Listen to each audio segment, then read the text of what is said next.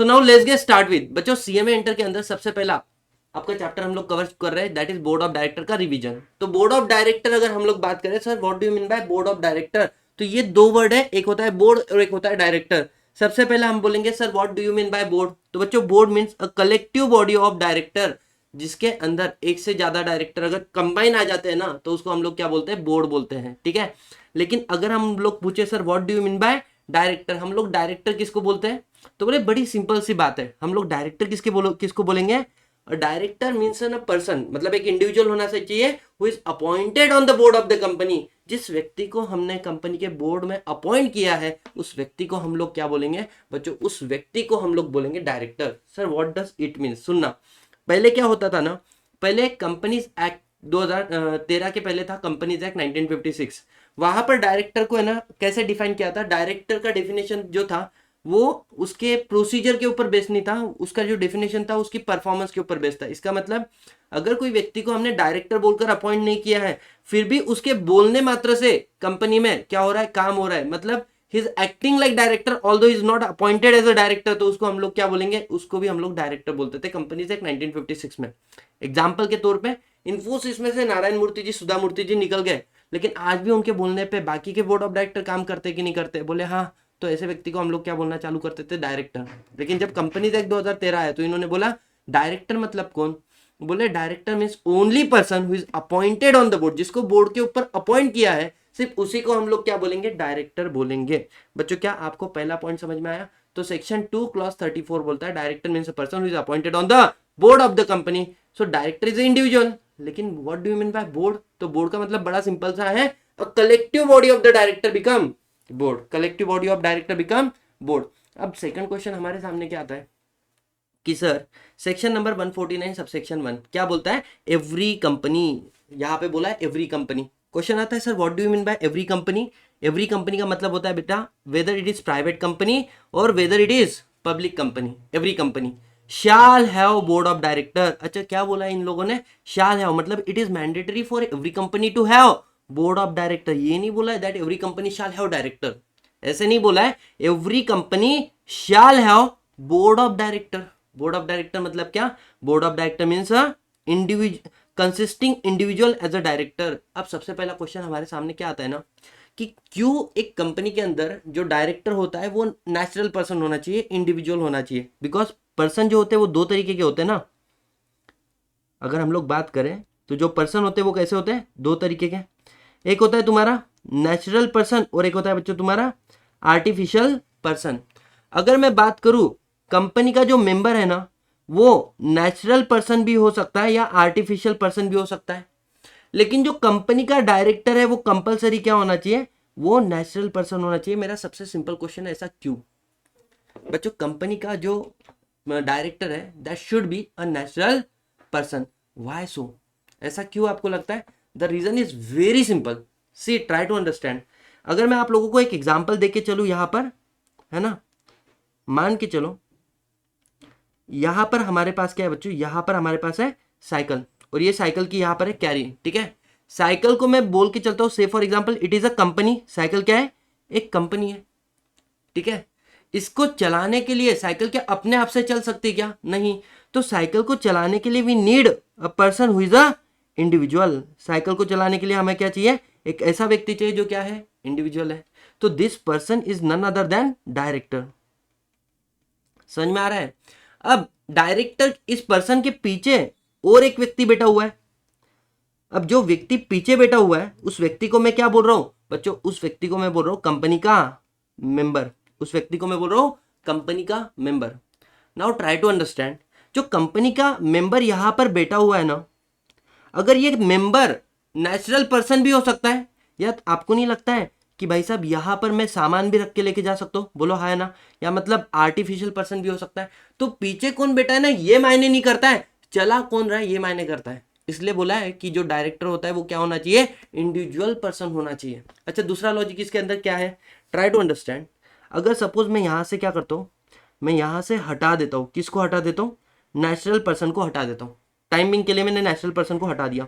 जैसे ही आपने natural person को हटा दिया, एक काम करो, अगर आप साइकिल के ऊपर दूसरी साइकिल रखोगे, मुझे बताओ क्या साइकिल चलने वाली है, क्या साइकिल चल सकती? एक साइकिल के ऊपर दूसरी साइकिल रखी तो चलेगी? Answer is no, because natural artificial person चला नहीं सकता है। आर्टिफिशियल पर्सन को चलाने के लिए हमें क्या चाहिए? नेचुरल पर्सन चाहिए। और सपोजिंगली अगर मैंने यहाँ पे क्या नहीं रखा है, मैंने यहाँ पे ना ही साइकिल रखी, साइकिल के ऊपर ना ही मैंने साइकिल रखी बच्चों, ना ही मैंने नेचुरल पर्सन रखा है, लेकिन मेंबर पीछे आके बैठा हुआ है, तो वैसे भी साइकिल नहीं चलेगी, क्योंकि साइकिल को चलाने के लिए सबसे इंपॉर्टेंट कौन है? Natural person. That's the reason we want director as a natural person who is appointed on the board of the company. जल्दी से बताओ, क्या आपको ये वाला लॉजिक बहुत अच्छे से समझ में आया बच्चों? जल्दी बताओ, यस और नो। यस, तो बड़ा सिंपल सा बात है, every company, B it be a private company, B it be a public company, shall have board of director consisting individual मतलब एक से ज्यादा। तो क्वेश्चन आता है sir minimum number of director कितने होने चाहिए? इन case of public company minimum number of director is 3। In case of private company minimum number of director क्या होने चाहिए? 2। और in case of 1% company minimum number of director कितने रहेंगे बच्चों? 1। समझ में आ रहा है क्या? Yes, I am now try to understand. Suppose तुम्हारी पब्लिक कंपनी है और तुम्हारे पब्लिक कंपनी के अंदर मिनिमम नंबर ऑफ डायरेक्टर, अभी कितने डायरेक्टर प्रेजेंट है? सिर्फ 2 ही है, 3 डायरेक्टर है ही नहीं। तो क्या आप ये बोल सकते हो कि हमारे कंपनी का बोर्ड अवेलेबल है, हमारे कंपनी में बोर्ड ऑफ डायरेक्टर है? Answer is no. आप तभी बोल सकते हो कि आपकी कंपनी में बोर्ड ऑफ डायरेक्टर है जब मिनिमम कितने डायरेक्टर रहेंगे? 3 डायरेक्टर रहेंगे। क्या लॉजिकली समझ में आया? Company shall have board which consist individual as a director. समझ में आ रहा है? जल्दी बताओ, यस और नो गाइस, यस और नो, यस और नो। सिंपल है, बहुत बहुत बहुत सिंपल है। अरे गवाने सर, जय श्री राम, है ना। अब इसके बाद में दूसरा क्वेश्चन हमारे सामने आता है कि sir minimum number of director तो हो गए 3, 2, 1, है ना। अब क्वेश्चन ये आता है कि sir how much maximum number of director in the company one can have. तो बोले सुनना, maximum number of director is 15।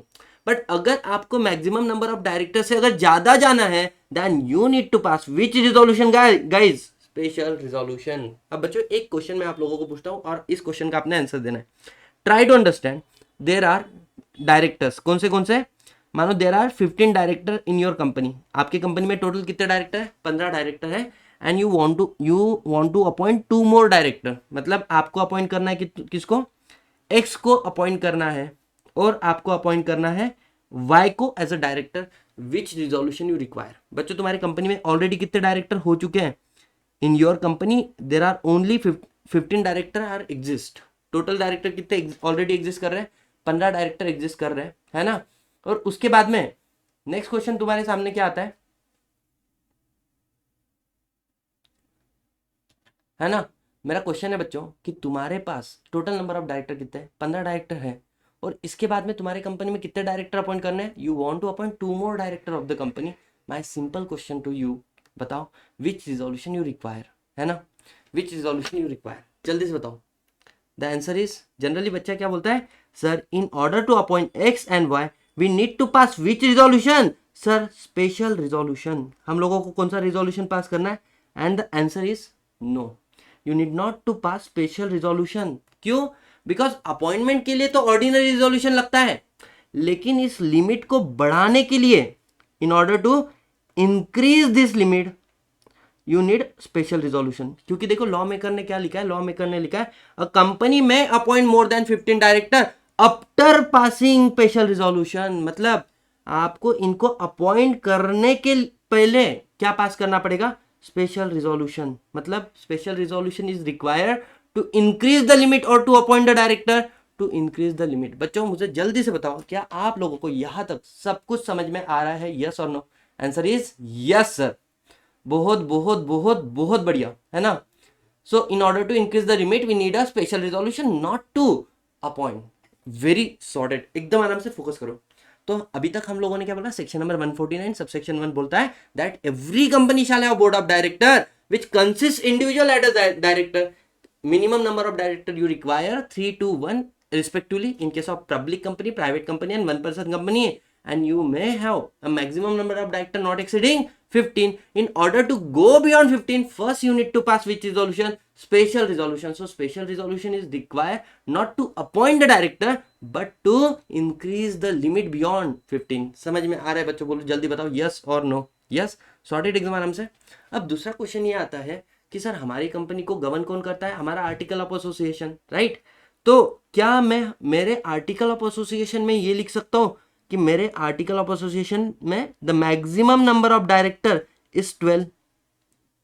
क्या आप अपने आर्टिकल ऑफ एसोसिएशन में लिख सकते हो कि मेरे कंपनी में maximum number of director, company एक बोल रहा है 15, लेकिन आप अपने खुद के रूल्स एंड रेगुलेशन बना के बोलते हो it shall not exceed 12? Is it valid और नॉट?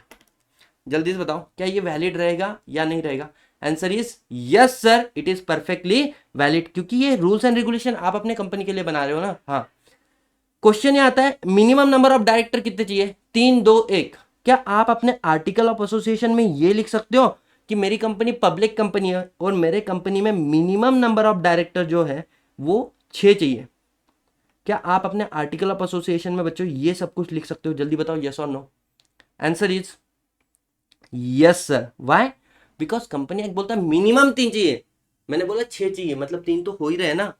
अब आपके लिए एक उम्दा क्वेश्चन है, वो क्वेश्चन क्या है कि सर सपोजिंगली क्या मैं ये लिख सकता हूँ मेरी कंपनी पब्लिक कंपनी है और in case of public company मेरे कंपनी में मिनिमम नंबर ऑफ डायरेक्टर कितने चाहिए? Only 2 not 3। ऐसा चलेगा क्या? ऐसा चलेगा? Answer is no. Why? Because section 6 बोलता है कि act shall override memorandum, article, agreement and the resolution. अगर आपके मेमोरेंडम में कुछ लिखा है, आर्टिकल में कुछ लिखा है, रिजोल्यूशन में कुछ लिखा है, तो उससे फर्क नहीं पड़ता। क्यों? अगर वो कंपनीज एक्ट के अगेंस्ट जा रहा है तो उसकी कोई वैलिडिटी नहीं है। समझ में आया बच्चों? जल्दी बताओ यस और नो? हाँ, मैक्सिमम नंबर ऑफ डायरेक्टर 15 बोले हैं ना, क्या मेरा आर्टिकल ये बोल सकता है कि सर हमारे कंपनी में मैक्सिमम नंबर ऑफ डायरेक्टर कितने रहेंगे? 20। अब कंपनी एक्ट जब 15 बोल रहे हैं तो तुम आर्टिकल में 20 कैसे लिख सकते हो? आंसर इज नो, ऐसा नहीं। हाँ, लेकिन पॉसिबल है। कैसा?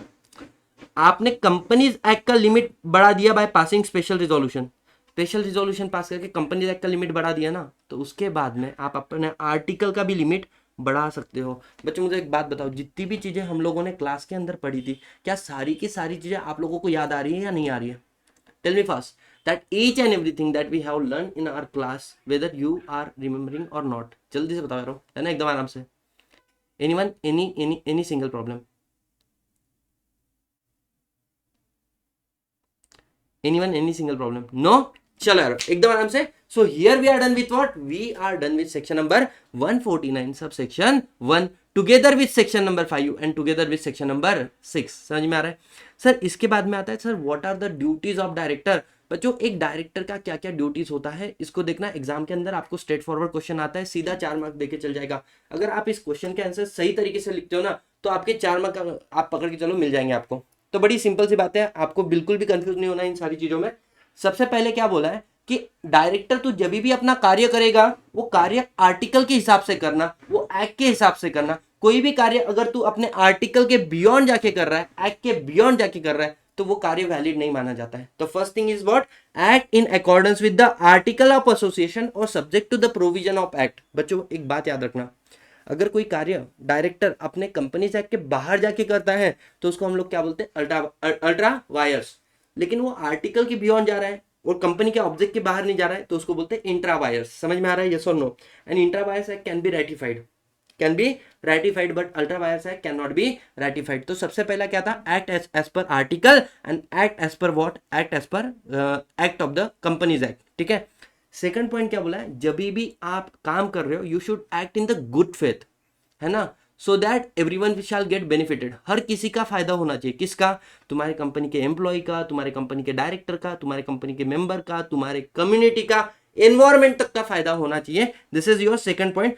Act in the good faith to promote the object of the company for the benefit of the members and the best interest of the company, employ, share holder, community and the protection of environment.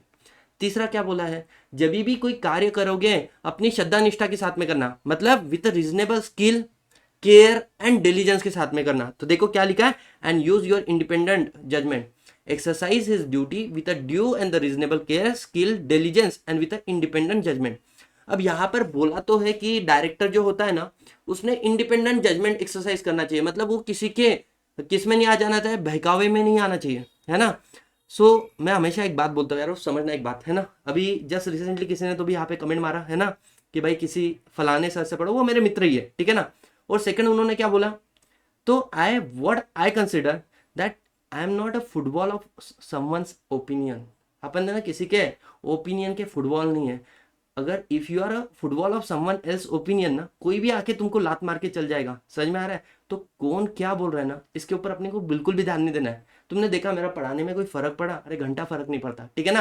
तो एकदम आराम से focus करो यहाँ पर। तो क्या बोला हुआ इन लोगों ने कि जब भी आप अपनी ड्यूटी कर रहे हो रीजनेबल केयर के साथ में करो, स्किल के साथ में करो, डिलीजेंस के साथ में करो और इंडिपेंडेंट जजमेंट एक्सरसाइज करो। मेरा सिंपल सा क्वेश्चन है, हम लोगों ने प्रमोटर का डेफिनेशन पढ़ा, तो हमने बोला था वहां पर एक बात, promoter means a person according to whose advice, instruction and direction board of director accustom to act.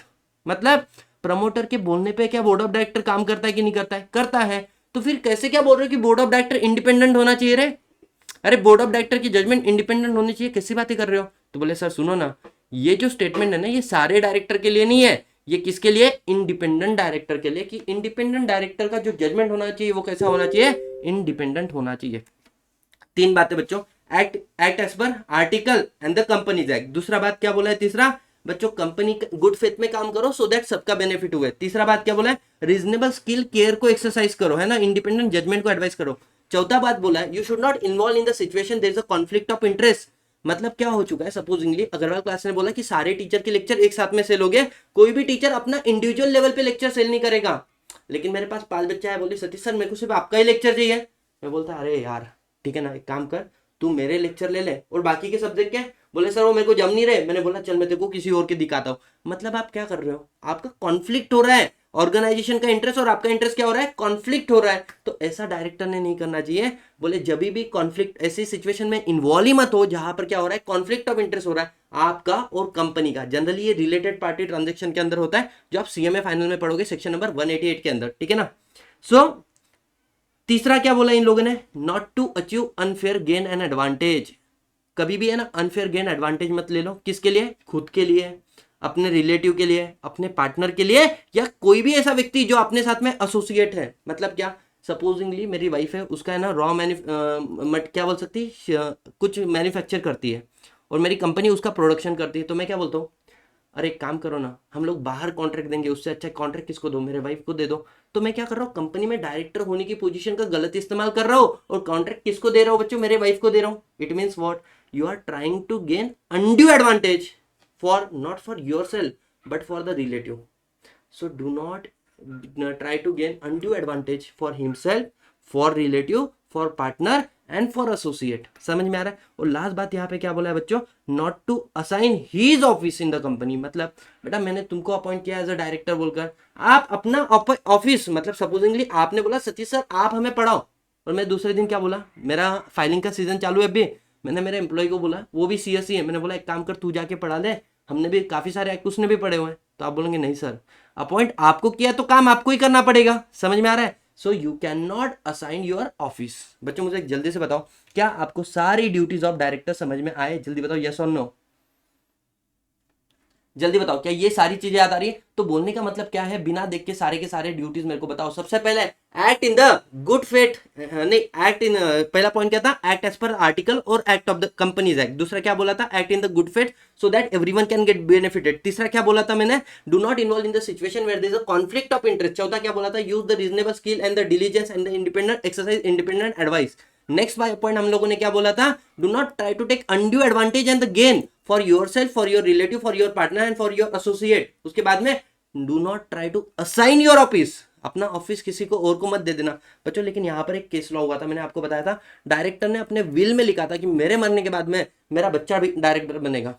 तो क्वेश्चन आता है बेटा, it is not assignment, it is a will. Assignment आपके जीते जी होता है, विल जो होता है ना आपके मरने के बाद इफेक्टिव होता है। तो देयरफॉर इट वाज वैलिड, है ना। उसको अपॉइंटमेंट ऑफ ऑफिस नहीं माना गया था। किसका जजमेंट था? केट्स का जजमेंट था, एक कोर्ट का जजमेंट था। जल्दी से बताओ, क्या आपको सारे के सारे पॉइंट लर्न हो चुके हैं बच्चों? एकदम आराम से बोलो। तो क्या बोला है? सबसे पहले act is as per article और एक्ट। दूसरा, गुड फेथ में काम करो so that everyone shall get benefited. तीसरा क्या बोला था? Exercise his duties with a reasonable skill, diligence and independent advice. उसके बाद क्या बोला है बच्चों? नॉट टू अचीव और attempt to gain undue advantage for yourself, for your relative, for your partner and any other person who is associate with you.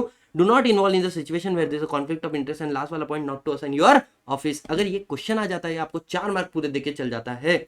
Anyone any single problem till now, है ना? आई assuming guys कि आप में से किसी को भी कोई भी प्रॉब्लम नहीं आ रहा होगा।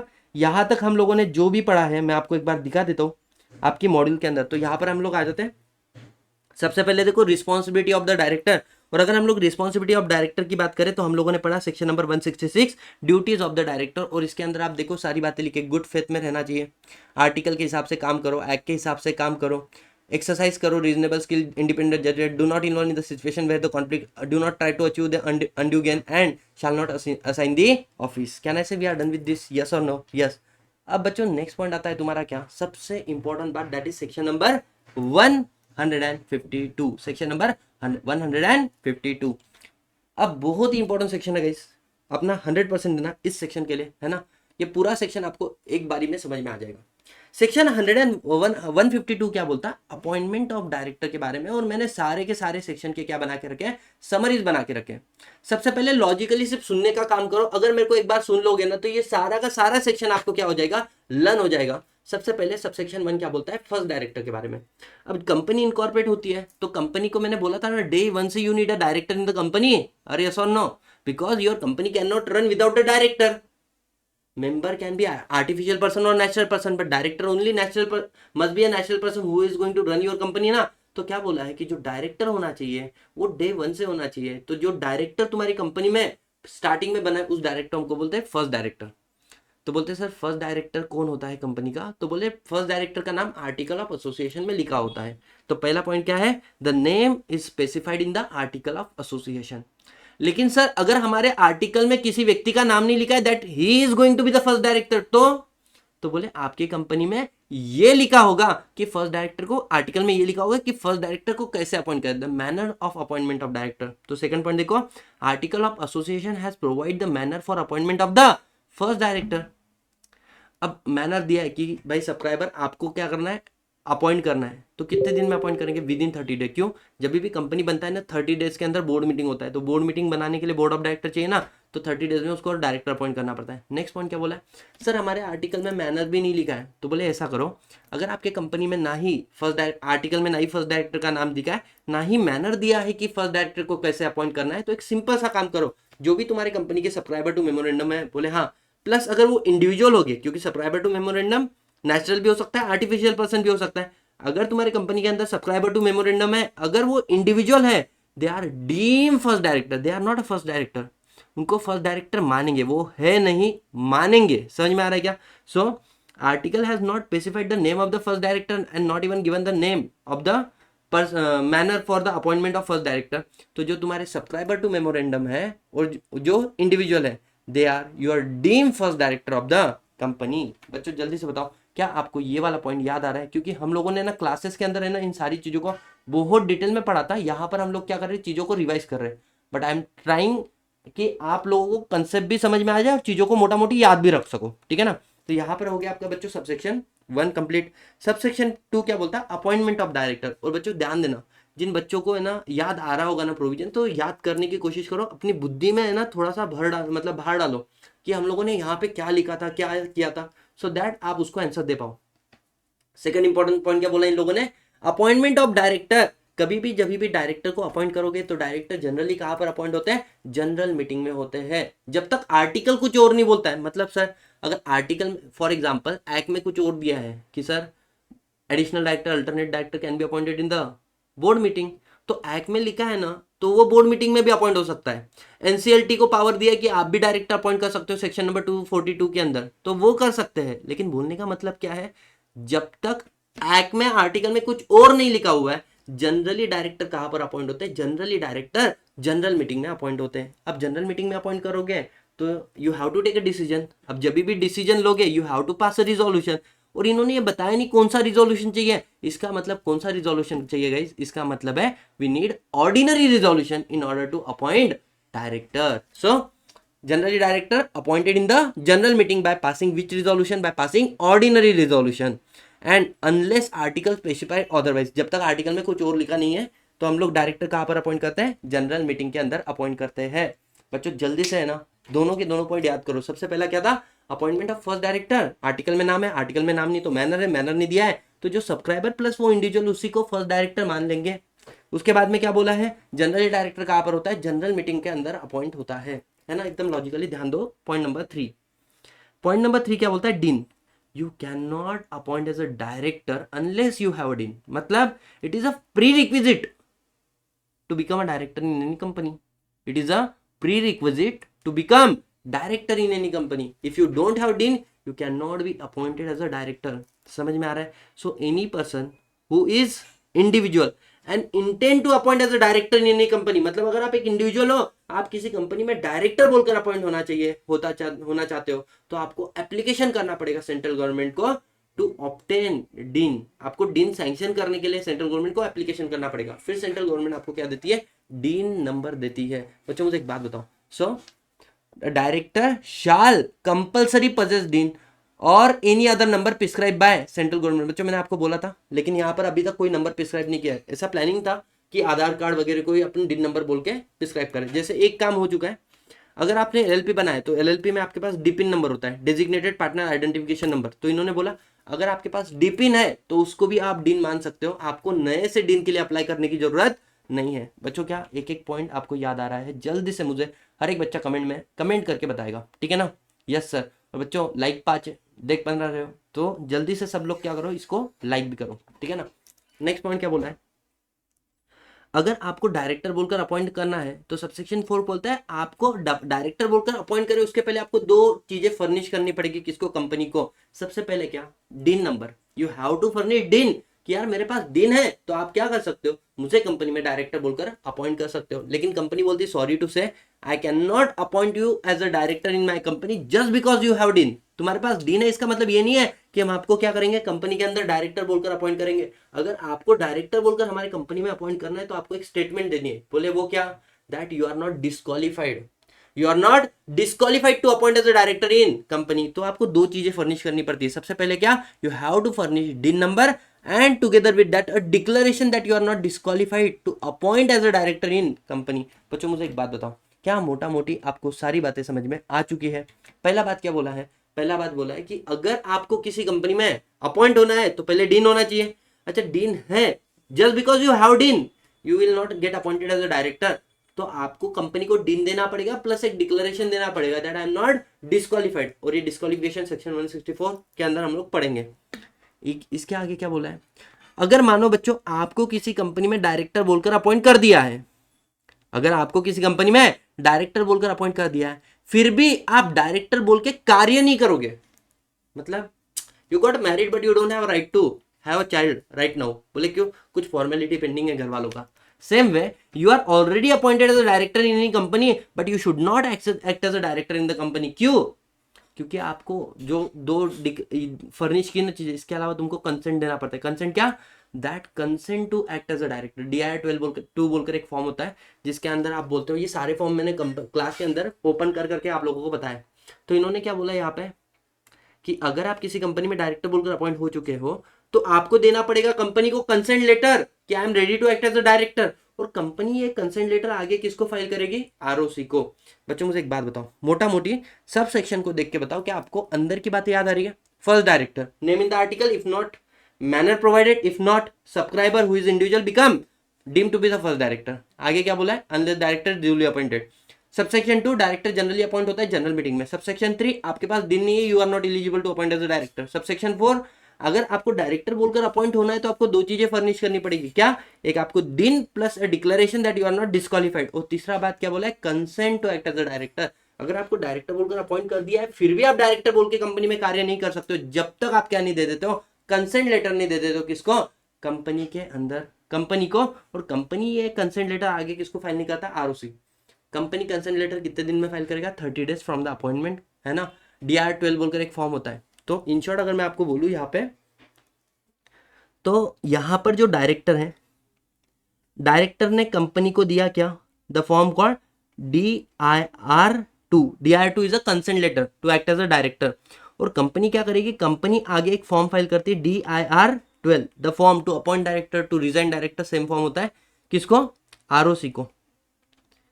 कितने दिन में, within 30 days from the appointment. मानो आपका अपॉइंटमेंट यहां पर हुआ है तो उसके 30 डेज के अंदर ROC को फॉर्म जाना चाहिए। सर नहीं गया तो, नहीं गया तो कोई फर्क नहीं पड़ता है, एडिशनल फी लगेगा, एडिशनल फी दे देना, आप उसके बाद में भी फॉर्म फाइल कर सकते हैं हो, लेकिन आपके कार्य डायरेक्टर कार्य नहीं करेगा।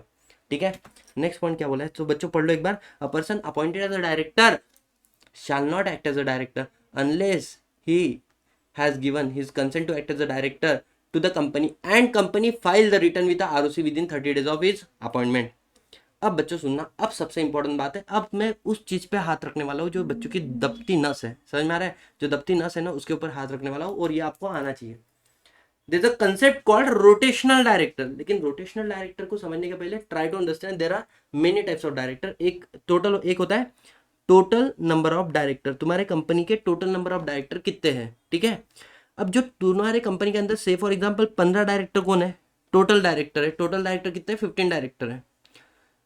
तो तुमको ऐसा नहीं लगता है कि जिस डायरेक्टर को मैंने कंपनी के बोर्ड में अपॉइंट करके रख दिया, वो कंपनी के अंदर बैठ के ऊंच नीच हरकतें कर रहा है, हमारे कंपनी को लॉस हो रहा है, तो ऐसा डायरेक्टर मैं बोलता ए भाई तू काम अच्छे से कर रहा है कि नहीं, तो बोलता who the hell are you asking me whether I am doing my work correctly और नॉट, है ना, माइंड योर ओन बिजनेस। बेटा अगर डायरेक्टर को तुमने अपॉइंट कर रहा है और डायरेक्टर तुमको एटीट्यूड दे रहा है तो तुमको अच्छा लगेगा क्या, नहीं लगेगा।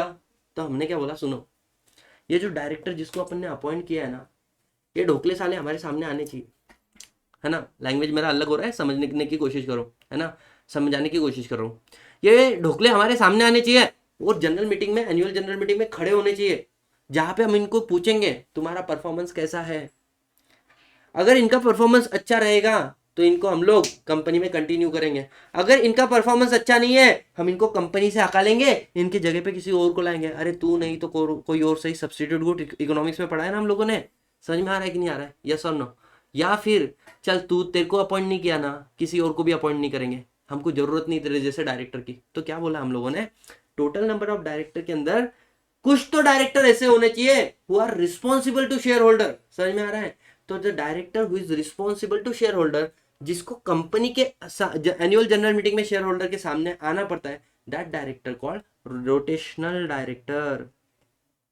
रोटेशनल डायरेक्टर, आप कोई भी इंडियन रियलिटी शो देख लो तो वहां पे क्या होता है, नॉमिनेशन राउंड्स होते हैं ना, कि भाई साहब टोटल 15 लोग हैं, बिग बॉस वगैरह कुछ भी उठा लो, है ना, 15 में से कुछ लोग कटघरे में आके खड़े रहते हैं और हम लोग डिसीजन लेते हैं, इस व्यक्ति का नेचर देख के इसको कंटिन्यू करना चाहिए, इसको डिसकंटिन्यू करना चाहिए, ये इसको निकालो, किसी को वाइल्ड लाइफ एंट्री दो, है ना। तो बोलने का मतलब क्या है, टोटल नंबर ऑफ डायरेक्टर में से कुछ डायरेक्टर ऐसे होने चाहिए who are responsible to share holder, बराबर। तो ऐसे डायरेक्टर रोटेशनल है। अच्छा सारे के सारे डायरेक्टर रोटेशनल रखते क्या, नहीं, क्यों, मुकेश अंबानी, है ना, मुकेश अंबानी का अगर मैं बात करूं तो Mukesh Ambani is the person who is not a rotational director, मतलब वो शेयर होल्डर के सामने आके ही बोल के नहीं, ये ऐसा खड़ा नहीं रहेगा, बताओ मेरे को कंटिन्यू करना चाहते हो कि नहीं करना चाहते हो, he is not a rotational director. वहीं पे Nita Ambani is a rotational director. तो क्या बोलना चाहते हैं, बोलने का मतलब बड़ा सिंपल सा है, हम क्या चाहते हैं, कुछ डायरेक्टर ऐसे होने चाहिए जो शेयर होल्डर को रिस्पॉन्सिबल है, शेयर होल्डर उनका डिसीजन लेंगे, उनको कंटिन्यू करना है, उनको बाहर निकालना है। और आपको क्या लगता है, ऐसे डायरेक्टर ज्यादा होने चाहिए कंपनी में या ऐसे डायरेक्टर कम होने चाहिए, आप लोग कमेंट में आंसर करके बताओ, कमेंट में आंसर करके बताओ क्या लगता है आपको, ऐसे डायरेक्टर ज्यादा होने चाहिए या ऐसे डायरेक्टर कम होने चाहिए। सर ज्यादा होने चाहिए, आधे से ज्यादा होने चाहिए ना। हाँ तो बच्चों सुनो, what is rotational director and what is non rotational director. तो बोलते हैं director whose office, the keyword is what, office, director whose office is liable to retire by rotation, मतलब जो डायरेक्टर को शेयर होल्डर के सामने आना पड़ेगा और शेयर होल्डर डिसाइड करेगा इसको रखने का है, इसको रिटायर करना है। अब उस व्यक्ति की बात नहीं कर रहे, उसके ऑफिस की बात कर रहे हैं, समझ में आ रहा है। जब हम लोग प्राइम मिनिस्टर बोलते हैं नरेंद्र मोदी जी, समझ में आ रहा है, both are different for things. Prime minister is a position, is a क्या बोल सकते हैं, office, whereas Narendra Modi is a national person. तो हमने क्या बोला, ऐसा पर्सन जिसका office liable to retire by rotation, जिसको शेयर होल्डर के सामने आना पड़ेगा, उस व्यक्ति को हम लोगों ने क्या बोल दिया, rotational director. And the person whose office is not liable to retire by rotation is called non rotational director. Logically clear हुआ बच्चों, जल्दी बताओ यस और no. Director whose office liable to retire by rotation called rotational director and director whose office is not liable to retire by rotation called non rotational director। Mukesh Ambani, Nita Ambani का best example मैंने आपको दिया। इसके बाद में क्या बोला है, सर रोटेशनल डायरेक्टर कैसे अपॉइंट होते हैं, क्योंकि ये शेयर होल्डर ने अपॉइंट किया इसलिए इसको shareholder responsible, shareholder को रिस्पॉन्सिबल होते हैं। तो generally rotational director appointed in the general meeting, whereas non rotational director they are also appointed in the general meeting और their name is given under the article. मतलब मुकेश अंबानी का नाम article में लिखा है, that is not a rotational director. समझ में आ रहा है क्या, इसका मतलब एक तो जनरल, वो भी जनरल मीटिंग में अपॉइंट होते हैं, या फिर उनका नाम हम लोग क्या करते हैं आर्टिकल में लिख के बता देते हैं, this person are not rotational director. जल्दी से बताओ क्या यहाँ तक आपको सारी बातें समझ में आई? यस। नेक्स्ट पॉइंट क्या बोला इन लोगों ने, सर हमारे कंपनी में कितने डायरेक्टर रोटेशनल होने चाहिए, मिनिमम कितने डायरेक्टर आपकी कंपनी में रोटेशनल होने चाहिए? Minimum 2/3, at least 2/3 director must be rotational. मान के चलो आपकी कंपनी में टोटल डायरेक्टर है 15, तो बोले 15 डायरेक्टर में से 2/3 कितने हो जाते हैं? सर 2/3 डायरेक्टर हो जाते हैं 10, तो 10 डायरेक्टर होने चाहिए रोटेशनल डायरेक्टर। रोटेशनल डायरेक्टर कितने हो गए? 10। और सर रिमेनिंग डायरेक्टर कितने रह गए? नॉन रोटेशनल डायरेक्टर कितने हो गए तुम्हारी कंपनी में आप? सर 5। अब मान के चलो क्या ऐसा पॉसिबल है, यू आर सेइंग हमारे कंपनी के रोटेशनल डायरेक्टर 12 है, चलेगा, नॉन रोटेशनल 3 चलेगा, क्यों? क्योंकि मिनिमम 10 बोला है, 2/3 बोला है, 2/3 से ज्यादा रखोगे तो क्यों नहीं चलेगा? ऑफ कोर्स चलेगा। सर 15 के 15 डायरेक्टर रोटेशनल रख सकते हैं, रखो, तुम्हारी इच्छा, किसने नहीं बोला तुम लोगों को, समझ में आ रहा है क्या? हाँ, लेकिन सर 0 डायरेक्टर नॉन रोटेशनल चल जाएगा। सर 9 डायरेक्टर रोटेशनल चल जाएंगे क्या सर 15 में से? आंसर इज नो, ये नहीं चलेगा। क्यों? बिकॉज मिनिमम 2/3 और 2/3 आ रहा है तुम्हारा 10। अब फॉर एग्जाम्पल आप मान के चलो आपके कंपनी के अंदर सिर्फ 10 डायरेक्टर है, how many director are there? 10 directors. 10 director का 2/3 निकालोगे तो कितना आ जाएगा? 10 डायरेक्टर का 2/3 निकालोगे तो 6.67 बार। अब मुझे एक बात बताओ, मिनिमम 6.67 चाहिए, अगर आपने 6 रखा तो भी कम है ना, इसलिए जब भी आपका आंसर फ्रैक्शन में आता है ना, इन दैट केस इसको क्या करो, राउंड अप कर दो नेक्स्ट नंबर पे, मतलब नियरेस्ट नंबर पे नहीं, नेक्स्ट नंबर पे क्या करना, कर दो इसको राउंड अप कर दो। Anyone, any single problem guys, tell me fast. So 2/3 number of director में से जो भी अमाउंट आया अगर फ्रैक्शन में आता है तो उसको नेक्स्ट फिगर पे हम लोग क्या कर लेंगे, राउंड अप कर लेंगे। Very easy and I hope guys you are very comfortable with the concept, ठीक है? So what is rotational director? Director whose office liable to retire by rotation are rotational, and director whose office are not liable to retire by rotation are non-rotational. Rotational director जो होते हैं generally क्या होता है, appointed कहाँ पे होते हैं? जनरल मीटिंग में, वेरएस ये नॉन रोटेशनल का नाम दिया होता है आर्टिकल में। तीसरा बात क्या बोला है, कितने डायरेक्टर रोटेशनल होना चाहिए? बोले 2/3 डायरेक्टर मिनिमम, और जो फ्रैक्शन में अमाउंट आता है उसको क्या करो, कन्वर्ट कर लो, बोले नेक्स्ट नंबर पे फिगर को राउंड अप करो। सर कितने डायरेक्टर क्या हो सकते हैं non rotational? Remaining, the answer is remaining director. Why remaining? उधर 2/3 लिखा है तो इधर 1/3 क्यों नहीं लिखा है? बिकॉज 2/3 से ज्यादा भी रोटेशनल हो सकते हैं ना। हाँ, तो रिमेनिंग जो भी बचे 15 डायरेक्टर में से मैं बोल रहा हूँ 13 डायरेक्टर रोटेशनल है, तो रिमेनिंग कितना है? 2 नॉन रोटेशनल। मैं बोल रहा हूँ 10 डायरेक्टर रोटेशनल है, तो नॉन रोटेशनल कितने हैं? 5। मैं बोल रहा हूँ 14 डायरेक्टर रोटेशनल है, 1 डायरेक्टर नॉन रोटेशनल है। समझ में आ रहा है क्या? So remaining director are non rotational, don't say 1/3 director is non rotational, maximum 1/3 होता है, ठीक है? मुझे एक बात बताओ, यहाँ तक का 3 क्वेश्चन पूछूंगा, तीनों क्वेश्चन के आंसर दे पाओ तो ही आगे बढ़ेंगे। Sir what do you mean by rotational director? Director whose office liable to retire by rotation called rotational director, and director non rotational मतलब director whose office not liable to retire by rotation. कैसे appoint होता है? In general meeting rotational, non rotational का नाम दिया होता है article में। कितने डायरेक्टर रोटेशनल होने चाहिए? मिनिमम 2/3 डायरेक्टर रोटेशनल होने चाहिए। अगर फ्रैक्शन में आंसर आ रहा है तो you should round up to the next figure, and sir remaining director रहेंगे तुम्हारे नॉन रोटेशनल डायरेक्टर। अच्छा सुनना, अब मान के चलते एक आंसर लेके चलता हूं मैं, से फॉर एग्जांपल एक मोटा मोटी फिगर लेके चलता हूं, ठीक है? जो तुम्हारे कंपनी के अंदर रोटेशनल डायरेक्टर है, ठीक है, तुम्हारे कंपनी के टोटल नंबर ऑफ डायरेक्टर से फॉर एग्जांपल 10 है ना? और 10 डायरेक्टर में से तुम्हारा रोटेशनल डायरेक्टर तुम लोगों ने कितना निकाला? से 2/3 आ जाएगा तुम्हारा 6.67। तो तुमने बोला हमारे कंपनी के अंदर रोटेशनल डायरेक्टर कितने हैं? The rotational director is 7। समझ में आ रहा है? अब ये 7 के 7 डायरेक्टर हर साल जनरल मीटिंग में आके शेयर होल्डर के सामने खड़े रहेंगे? नहीं, ये बारी बारी आएंगे। 7 में से भी कुछ इस साल आएंगे, कुछ अगले साल आएंगे, कुछ अगले साल आएंगे। मतलब क्या सर? बड़ा सिंपल सा बात है। सबसे पहले 1/3 ऑफ रोटेशनल डायरेक्टर, मेरे को बताओ 7 का 1/3 कितना आता है? कैलकुलेशन करके बताओ 7 का 1/3 कितना आता है?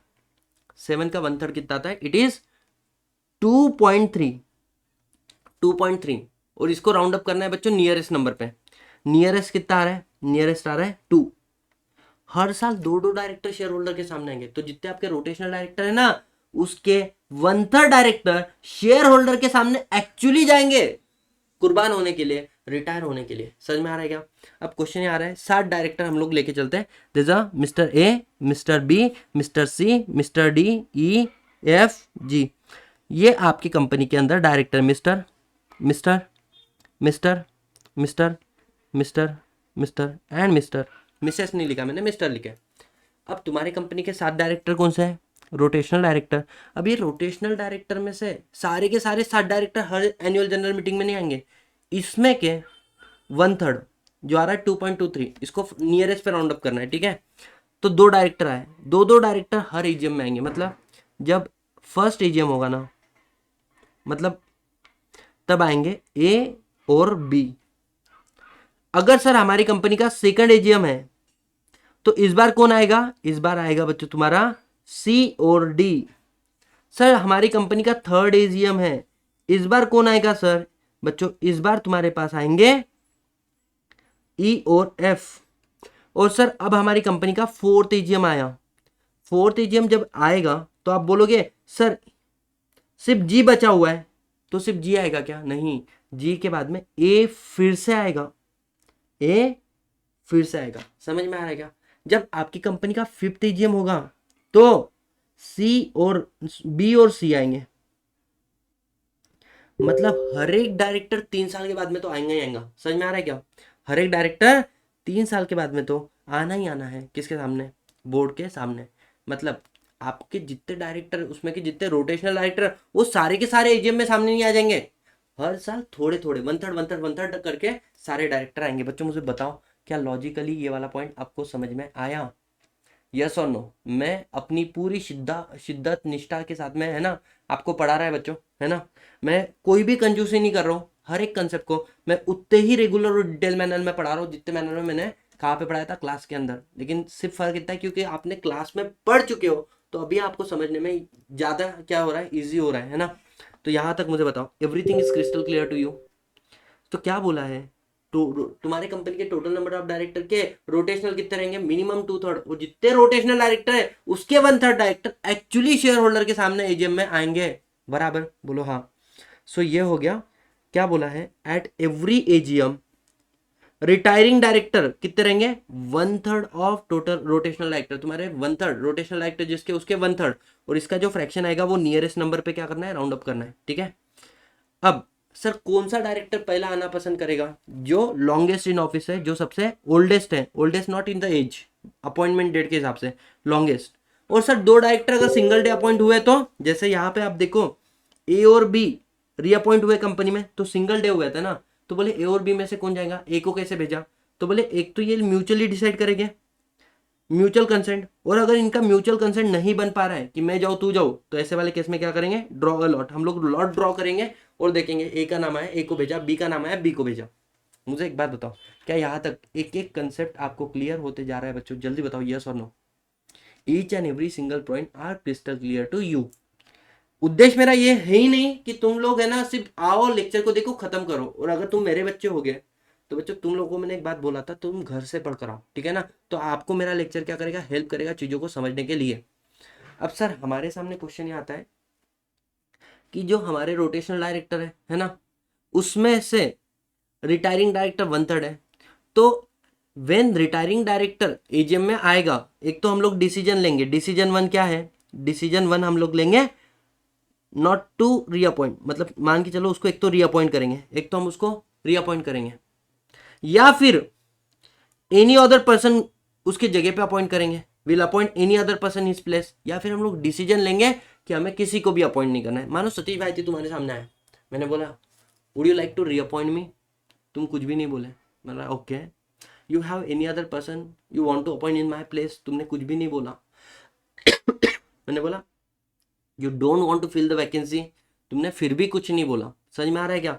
सो if you are not appointed reappointing me, you are not appointing any other person in my place and you are not expressly resolving not to fill the vacancy, तुम ये भी डिसीजन नहीं ले रहे हो कि हमें मीटिंग किसी को भी अपॉइंट नहीं करना है, तो तुम्हारा मीटिंग क्या हो जाएगा? एडजर्न हो जाएगा। The meeting will get adjourn. कब? Next week, same day time place, है ना?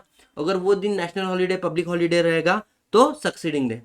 अच्छा एडजन मीटिंग में भी you are not taking decision, इसको रीअपॉइंट नहीं करना है, किसी और को अपॉइंट नहीं करना है, या ना ही आप डिसीजन ले रहे हो कि इसकी वैकेंसी फिल नहीं कर रहा है, तो जो रिटायरिंग डायरेक्टर वो ऑटोमेटिकली क्या हो जाता है, ऑटोमेटिकली रीअपॉइंट हो जाता है। समझ में आया बच्चों? जल्दी बताओ यस और नो। यस।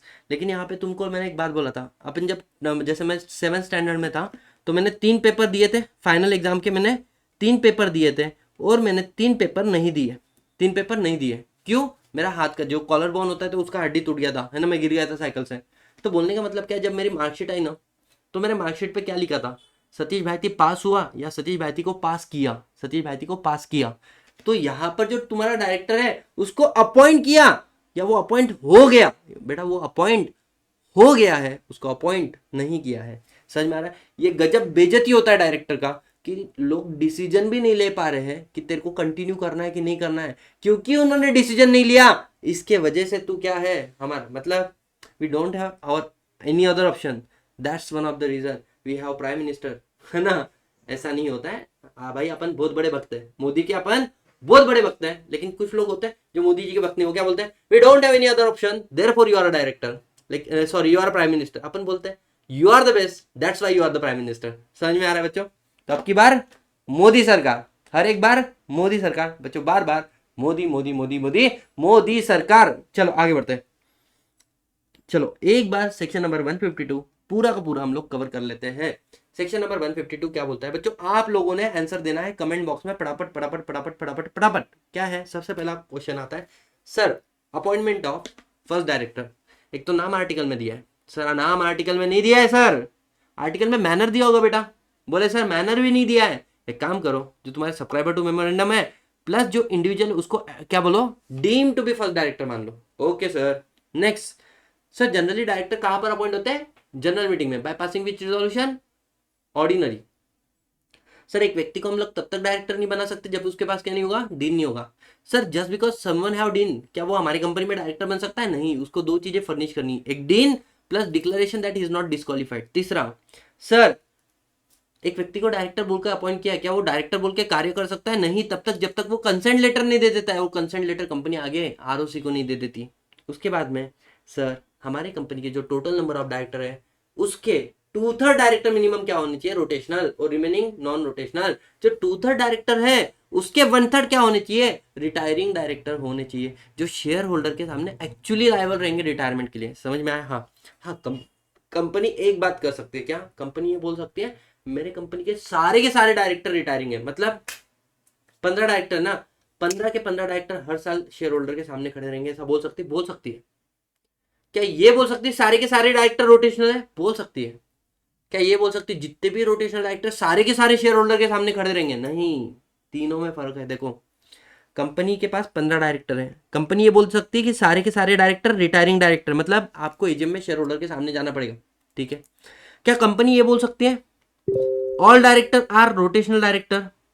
हाँ, कंपनी ये बोल सकती है कि सारे डायरेक्टर रोटेशनल, क्योंकि 2/3 से ज्यादा हो गए ना। हाँ, अगर तुम्हारी कंपनी में रोटेशनल डायरेक्टर वाला कंसेप्ट आ गया ना, मैक्सिमम 1/3 डायरेक्टर ही किधर जाएगा, शेयर होल्डर के सामने एजीएम में जाएगा। सारे के सारे डायरेक्टर रिटायरिंग नहीं बनेंगे। रोटेशनल डायरेक्टर का 100% डायरेक्टर रिटायरिंग डायरेक्टर नहीं होता है। समझ में आया? इसलिए देखो एओए में provide that all director are retiring director, इसलिए मैंने बोला था देयर इज अ डिफरेंस। क्या होता है, टोटल नंबर ऑफ डायरेक्टर, इसके रोटेशनल डायरेक्टर, और रोटेशनल डायरेक्टर का एक हिस्सा है रिटायरिंग डायरेक्टर। कंपनी चाहे तो टोटल नंबर ऑफ डायरेक्टर को रिटायरिंग डायरेक्टर बोल सकती है, लेकिन 100% रोटेशनल डायरेक्टर को रिटायरिंग डायरेक्टर नहीं बोल सकती है। Maximum 1/3 of rotational director become retiring director. समझ में आ रहा है? एजीएम में सर कौन सा डायरेक्टर शेयर होल्डर के सामने जाएगा? सर लाइक द वीडियो, है ना। Thank you so much Shubham sir, है ना, थैंक यू सो मच। अब इसके बाद में बच्चों आपके सामने क्वेश्चन क्या आ रहा है, क्वेश्चन क्या आ रहा है यहाँ पर, सर कौन सा डायरेक्टर कहाँ पर जाएगा, शेयर होल्डर के सामने जाएगा। शेयर होल्डर के सामने, जो बोले लॉन्गेस्ट इन ऑफिस है। अच्छा, लॉन्गेस्ट इन ऑफिस, एक ही दिन में 2 डायरेक्टर अपॉइंटेड हो गए, तो जो बोले उनका म्यूचुअल कंसेंट देखो, और सर म्यूचुअल कंसेंट से वो एग्री नहीं कर पा रहे, तो बोले काम करो यारो, क्या करो, ड्रॉ अ लॉटरी।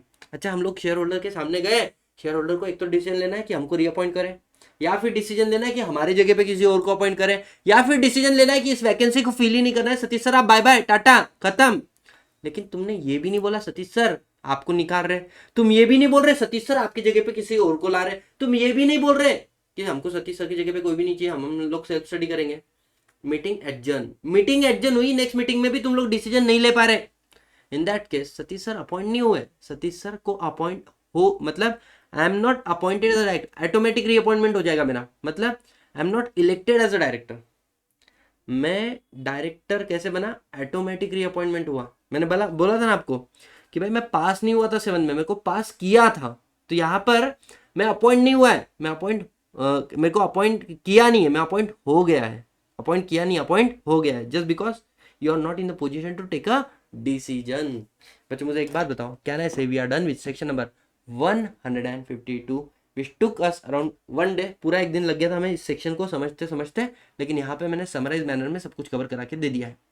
बच्चों नेक्स्ट क्वेश्चन तुम्हारे सामने आता है कि sir what are the disqualification of director. अब बच्चों डिस्क्वालिफिकेशन में ध्यान देना, there are sub section number 164 subsection 1 and section number 164 subsection number 2। Section number 164 क्या बोलता है, व्हाट सबसे पहले क्या क्वालिफिकेशन, एक व्यक्ति का डायरेक्टर बनने के लिए क्या क्वालिफिकेशन होता है, क्या उसका वो मेजर होना चाहिए माइनर होना चाहिए, बोले sir he must be major. अच्छा क्या उसके पास कोई डिग्री विग्री होना चाहिए, नहीं होना चाहिए। He must be in a person who are competent to enter into contract, he must be in a position to understand the terms and the condition of the contract. समझ में आ रहा है क्या, तो हमने क्या बोला, a person is not eligible to appoint as a director. बच्चों ये सेक्शन किसके ऊपर एप्लीकेबल होता है, डायरेक्टर के ऊपर या पर्सन के ऊपर, पर्सन के ऊपर, मतलब आप डायरेक्टर बने नहीं हो, आप एक नॉर्मल व्यक्ति हो, आप डायरेक्टर बन सकते हो कि नहीं बन सकते हो, इसके लिए आता है बच्चों आपका सेक्शन नंबर 164। सेक्शन नंबर 164 क्या बोलता है, a person is not eligible, मतलब before appointment we have to see, after appointment नहीं देख रहे हम लोग, कब देख रहे हैं, अपॉइंटमेंट होने के पहले। You are just a person, you are not a director ना, बोलो हाँ ना, अभी मेरा शादी हुआ तब जाके मैं दूल्हा बना ना, लेकिन दूल्हा बनने के पहले I am just a normal person.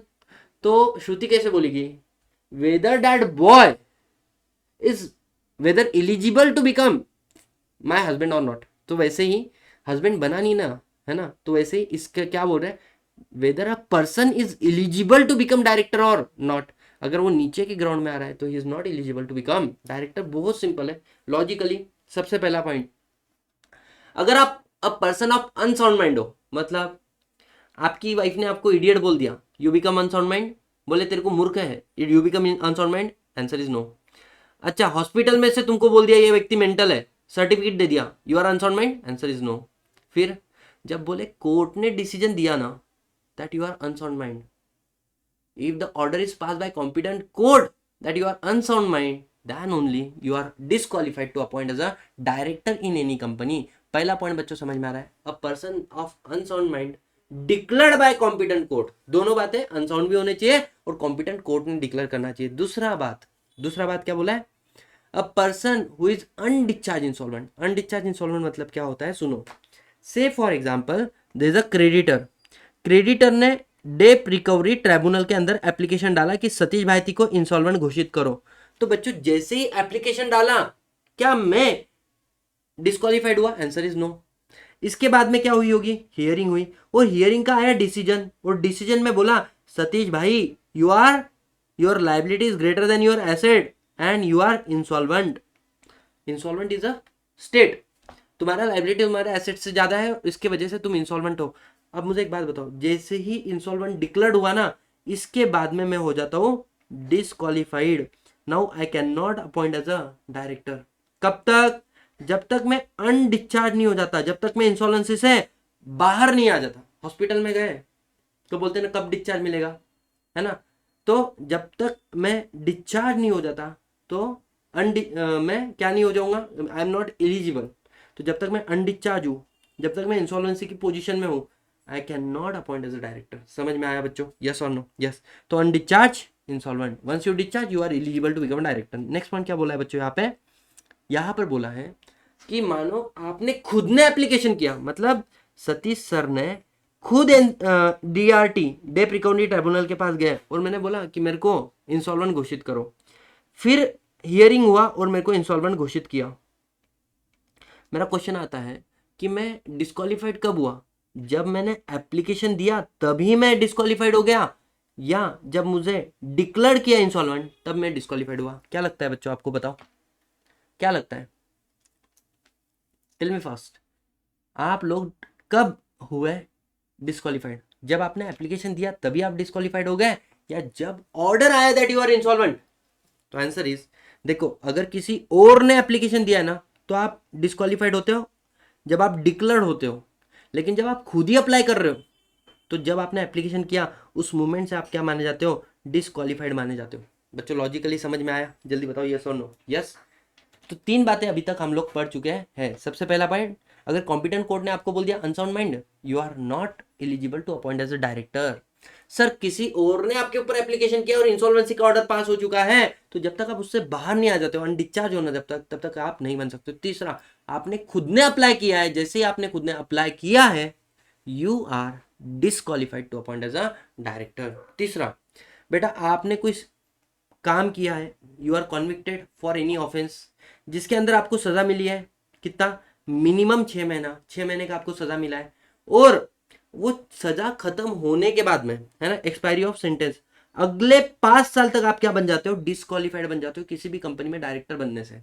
क्या आपको लॉजिकली बच्चों ये सारी बातें समझ में आई? जल्दी बताओ यस और नो। मतलब क्या बोला है कि अगर आपको कॉन्विक्टेड हो फॉर ऑफेंस, जो मॉरल टर्पिडिटी अदरवाइज कोई भी रहो फर्क नहीं पड़ता, जिसके अंदर आपको 6 महीने का सजा मिला है, और वो 6 महीने का सजा मिला है, मानो आपको 2 साल का मिला है, तो जब भी वो सेंटेंस खत्म हो जाएगा उसके अगले 5 साल तक यू आर डिस्क्वालीफाइड। 5 साल कंप्लीट होने के बाद में you are eligible to appoint as a director. लेकिन अगर आपको 7 साल या उससे ज्यादा सजा मिली होगी तो बेटा आप परमानेंट डिस्क्वालीफाइड हो, आप किसी भी कंपनी में डायरेक्टर बन ही नहीं सकते। कब के लिए? जिंदगी भर के लिए। जैसे मैंने आपको एक रूल बताया था, क्या? अगर तुमने ट्रैफिक का उल्लंघन किया, रेड लाइट जंप किया, ठीक है, तो पहली बार तो माफ करेंगे तुमको, सेम डे आपने फिर से रेड लाइट जंप किया, अब एक बार आपका कार्ड पंच करेंगे, ड्राइविंग लाइसेंस, फिर से आपने जंप किया, आपका 2 बार कार्ड पंच हो गया।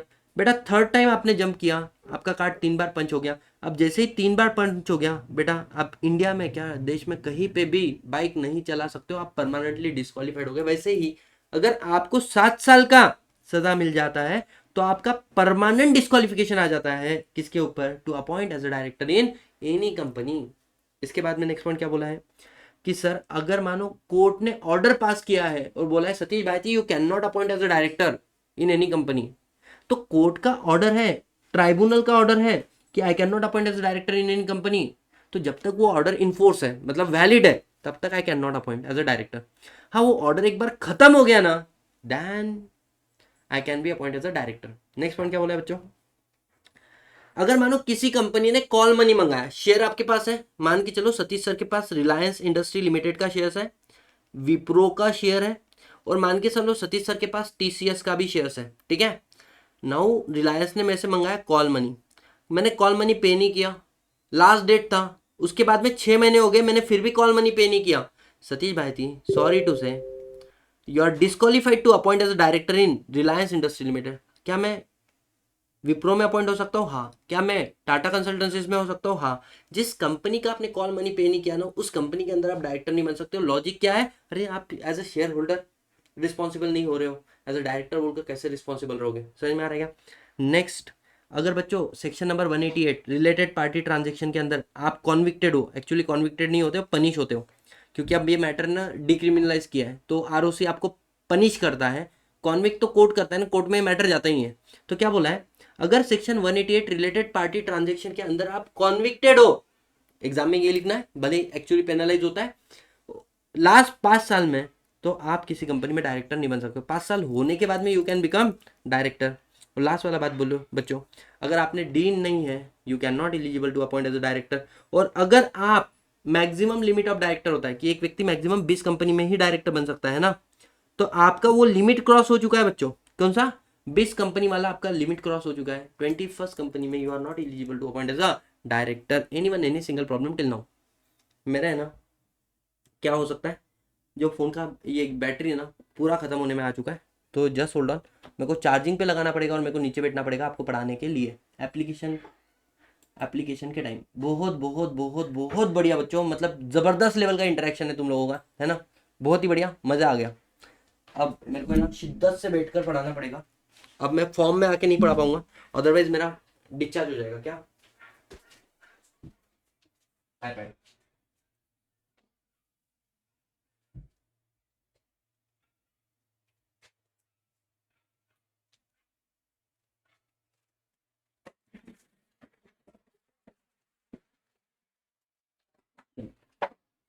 गाइस आई अज्यूम कि मैं बैठ के भी पढ़ा रहा हूँ तो आपको एज सच कोई तकलीफ नहीं है, बिकॉज नॉलेज मैटर करता है ना। Okay guys, now try to understand. Charging शुरू हो चुका है, ठीक है। तो आपको अगर कोई पूछा कि sir what are the ground, बिना देखे भी बच्चों सारे ग्राउंड याद आने चाहिए। सबसे पहला ग्राउंड क्या था, पहले मैं बोलूंगा, बाद में अपन लोग क्रॉस चेक करेंगे, ठीक है ना। अगर आप अनसाउंड माइंड हो और आपको अनसाउंड माइंड किसने डिक्लेयर किया है, कॉम्पिटेंट कोर्ट ने, you are not eligible. Second, अगर किसी और ने आपके ऊपर एप्लीकेशन फाइल किया हो, आप अनडिस्चार्ज इंस्टॉलमेंट हो, second point, game over. Third, अगर आपने खुद ने अप्लाई कर दिया है इंसॉल्वेंसी के लिए, आपका एप्लीकेशन पेंडिंग है, you are not eligible to appoint as director. तीसरा, आपने कोई ऑफेंस किया है जो मॉरल टर्पिडो और अदरवाइज कोई भी नेचर का होगा, आपको 6 महीने मिनिमम 6 महीने का सजा हुआ है, और वो सजा खत्म होने के बाद में अगले 5 साल जब तक खत्म नहीं हो जाती, you are not eligible to appoint as a director. इसके बाद क्या बोला है, इसके बाद बोला है कि सर जैसे ही आप किसी कंपनी के अंदर आपको 7 साल या उससे ज्यादा सजा मिलता है, तो परमानेंटली आप क्या हो जाते हो, डिस्क्वालीफाइड हो जाते हो। या कोर्ट का ऑर्डर आया जो आपको बोलता है क्या, कि you are not eligible to appoint as a director, तो जब तक वो ऑर्डर इनफोर्स में है ना, यू आर नॉट एलिजिबल। और उसके बाद में लास्ट वाला पॉइंट, बच्चों तुम्हारे पास दिन नहीं है या तुम मैक्सिमम नंबर ऑफ डायरेक्टरशिप का लिमिट एग्जॉस्ट कर चुके हो। समझ में आ रहा है। इसके अलावा किसी शेयर के ऊपर कॉल मनी पे नहीं किया, 6 मंथ से ज्यादा हो चुका है, तो उस कंपनी में you are disqualified to appoint as a director. या फिर 188 के अंदर तुमने लास्ट 5 साल के अंदर कोई घापला किया हुआ है, पेनलाइज हुए हो आप, है ना, तो in that case you are not eligible to appoint as a director. Anyone, any single problem guys, जल्दी से बताओ, जल्दी जल्दी जल्दी जल्दी जल्दी से बताओ यार, है ना। Yes sir. भाई साहब, दिल तो बनता है। बहुत बढ़िया। अब हम लोग पढ़ेंगे section number 164 subsection number 2। 164 subsection number 2 क्या बोलता है कि अब यहां पर डिस्क्वालिफिकेशन तुम्हारे वजह से नहीं है, तुम किसी कंपनी के डायरेक्टर हो, या तुम ऐसे कंपनी के डायरेक्टर थे जो कंपनी ने डिफॉल्ट किया है, और उस कंपनी के डिफॉल्ट की वजह से तुम्हारे ऊपर क्या लग जाता है, डिस्क्वालिफिकेशन। मतलब क्या sir, suppose a person who is और हु हैज बीन, मतलब आप एक तो उस कंपनी में director, who is director and who has been director, मतलब आप डायरेक्टर थे। कौन सी कंपनी, जिस कंपनी ने एक तो फाइनेंशियल स्टेटमेंट, या फिर और लिखा है बच्चों, है ना, फाइनेंशियल स्टेटमेंट और एनुअल रिटर्न फाइल नहीं किया है। कितने साल के लिए, 3 कंजिक्यूटिव ईयर के लिए, कंटिन्यूस 3 साल के लिए। मतलब सर मानो पहले साल कंपनी ने एनुअल रिटर्न फाइल किया ईयर 1 के अंदर, to second year, third year, fourth year, 5 year, और फाइनेंशियल स्टेटमेंट फाइल नहीं किया। दूसरे साल कंपनी ने एनुअल रिटर्न फाइल नहीं किया, फाइनेंशियल स्टेटमेंट फाइल किया। तीसरे साल कंपनी ने एनुअल रिटर्न फाइल नहीं किया, फाइनेंशियल स्टेटमेंट किया। मुझे एक बात बताओ, 3 साल तो डिफॉल्ट हो गया ना, 1 ईयर, 2 ईयर, 3 ईयर, बच्चों दिस इज नॉट वैलिड। क्यों, क्योंकि इन्होंने क्या बोला है, किसी भी एक फॉर्म का कंटिन्यूस 3 साल डिफॉल्ट होना चाहिए। मतलब अगर आप तीसरे साल आपने मानो एनुअल रिटर्न फाइल नहीं किया और फाइनेंशियल स्टेटमेंट किया, भले ही नहीं किया फर्क नहीं पड़ता, कहना है, कंटिन्यू 3 साल के लिए आपने एनुअल रिटर्न फाइल नहीं किया, तो अगर ऐसा होता है ना, किसी भी कंपनी का तुमने 3 साल तक एक तो एनुअल रिटर्न फाइल नहीं किया कंटिन्यूसली, या 3 साल तक कंटिन्यूसली फाइनेंशियल स्टेटमेंट फाइल नहीं किया है, इन दैट केस योर कंपनी के अंदर जो भी व्यक्ति डायरेक्टर है ना, वो डिस्क्वालीफाइड हो जाते हैं। या फिर तुम्हारी कंपनी ने क्या किया, डिपॉजिट रीपेमेंट नहीं किया, या उसका इंटरेस्ट नहीं दिया। तुम्हारी कंपनी ने डिवेंचर का रिडम्पशन नहीं किया, या फिर उसका इंटरेस्ट नहीं दिया। या फिर डिविडेंड डिक्लेयर होता है तो 30 डेज में पे करना पड़ता है, तुमने 30 डेज हो गए डिविडेंड को पे नहीं किया, और इसके बाद आगे कितना साल हो गया सर, इसके बाद आगे 1 साल हो जाता है, तो फिर भी आप डिस्क्वालीफाइड हो जाते हो। क्या के लिए, दैट यू आर डिस्क्वालीफाइड। मतलब देखो, अ पर्सन हु इज और who has been director of the company, है ना, disqualified to appoint in any other company, तुम किसी और कंपनी में डायरेक्टर नहीं बन सकते। कितने साल के लिए, 5 साल के लिए, आने वाले 5 साल के लिए। और सुनो, जिस कंपनी में डिफॉल्ट हुआ है ना, उस कंपनी में तो तुमको कंटिन्यू करना पड़ेगा। लेकिन एक बार उस कंपनी में से तुम मानो 5 साल के लिए अपॉइंट हुए थे उस कंपनी में, वहां से तुम्हारा ऑफिस खत्म हुआ, आप you are not even eligible to reappoint in that company. उस कंपनी में भी रीअपॉइंट नहीं हो सकते हो। मतलब अगर सेक्शन 164 सबसेक्शन 2 के डिफॉल्ट में फंसे ना, आप दूसरे कंपनी में तो अपॉइंट हो ही नहीं सकते हो, एग्जिस्टिंग कंपनी को कंटिन्यू करना पड़ेगा। और अपनी एग्जिस्टिंग कंपनी में से एक बार हट गए तो अपनी एग्जिस्टिंग कंपनी में भी फिर से रीअपॉइंट नहीं हो सकते। आगे क्या बोला इन्होंने कि हम लोग बाहर से एक बंदे को अपॉइंट कर रहे हैं डिफॉल्ट कंपनी में। मतलब provided that where the person is appointed as a director in the company which is subject to default. जिस कंपनी ने डिफॉल्ट किया उसके अंदर हमने किसी व्यक्ति को डायरेक्टर बोलकर अपॉइंट किया। बोले पागल है क्या बेटा, इसका मिशन है। इसका मिशन क्या है? कंपनी के डिफॉल्ट को सही करना है ना, क्योंकि इन सारे डायरेक्टर के जो डीन होते हैं ना बेटा, वो डीन डीएक्टिवेट हो गए इनके, ये लोग फॉर्म भर ही नहीं सकते।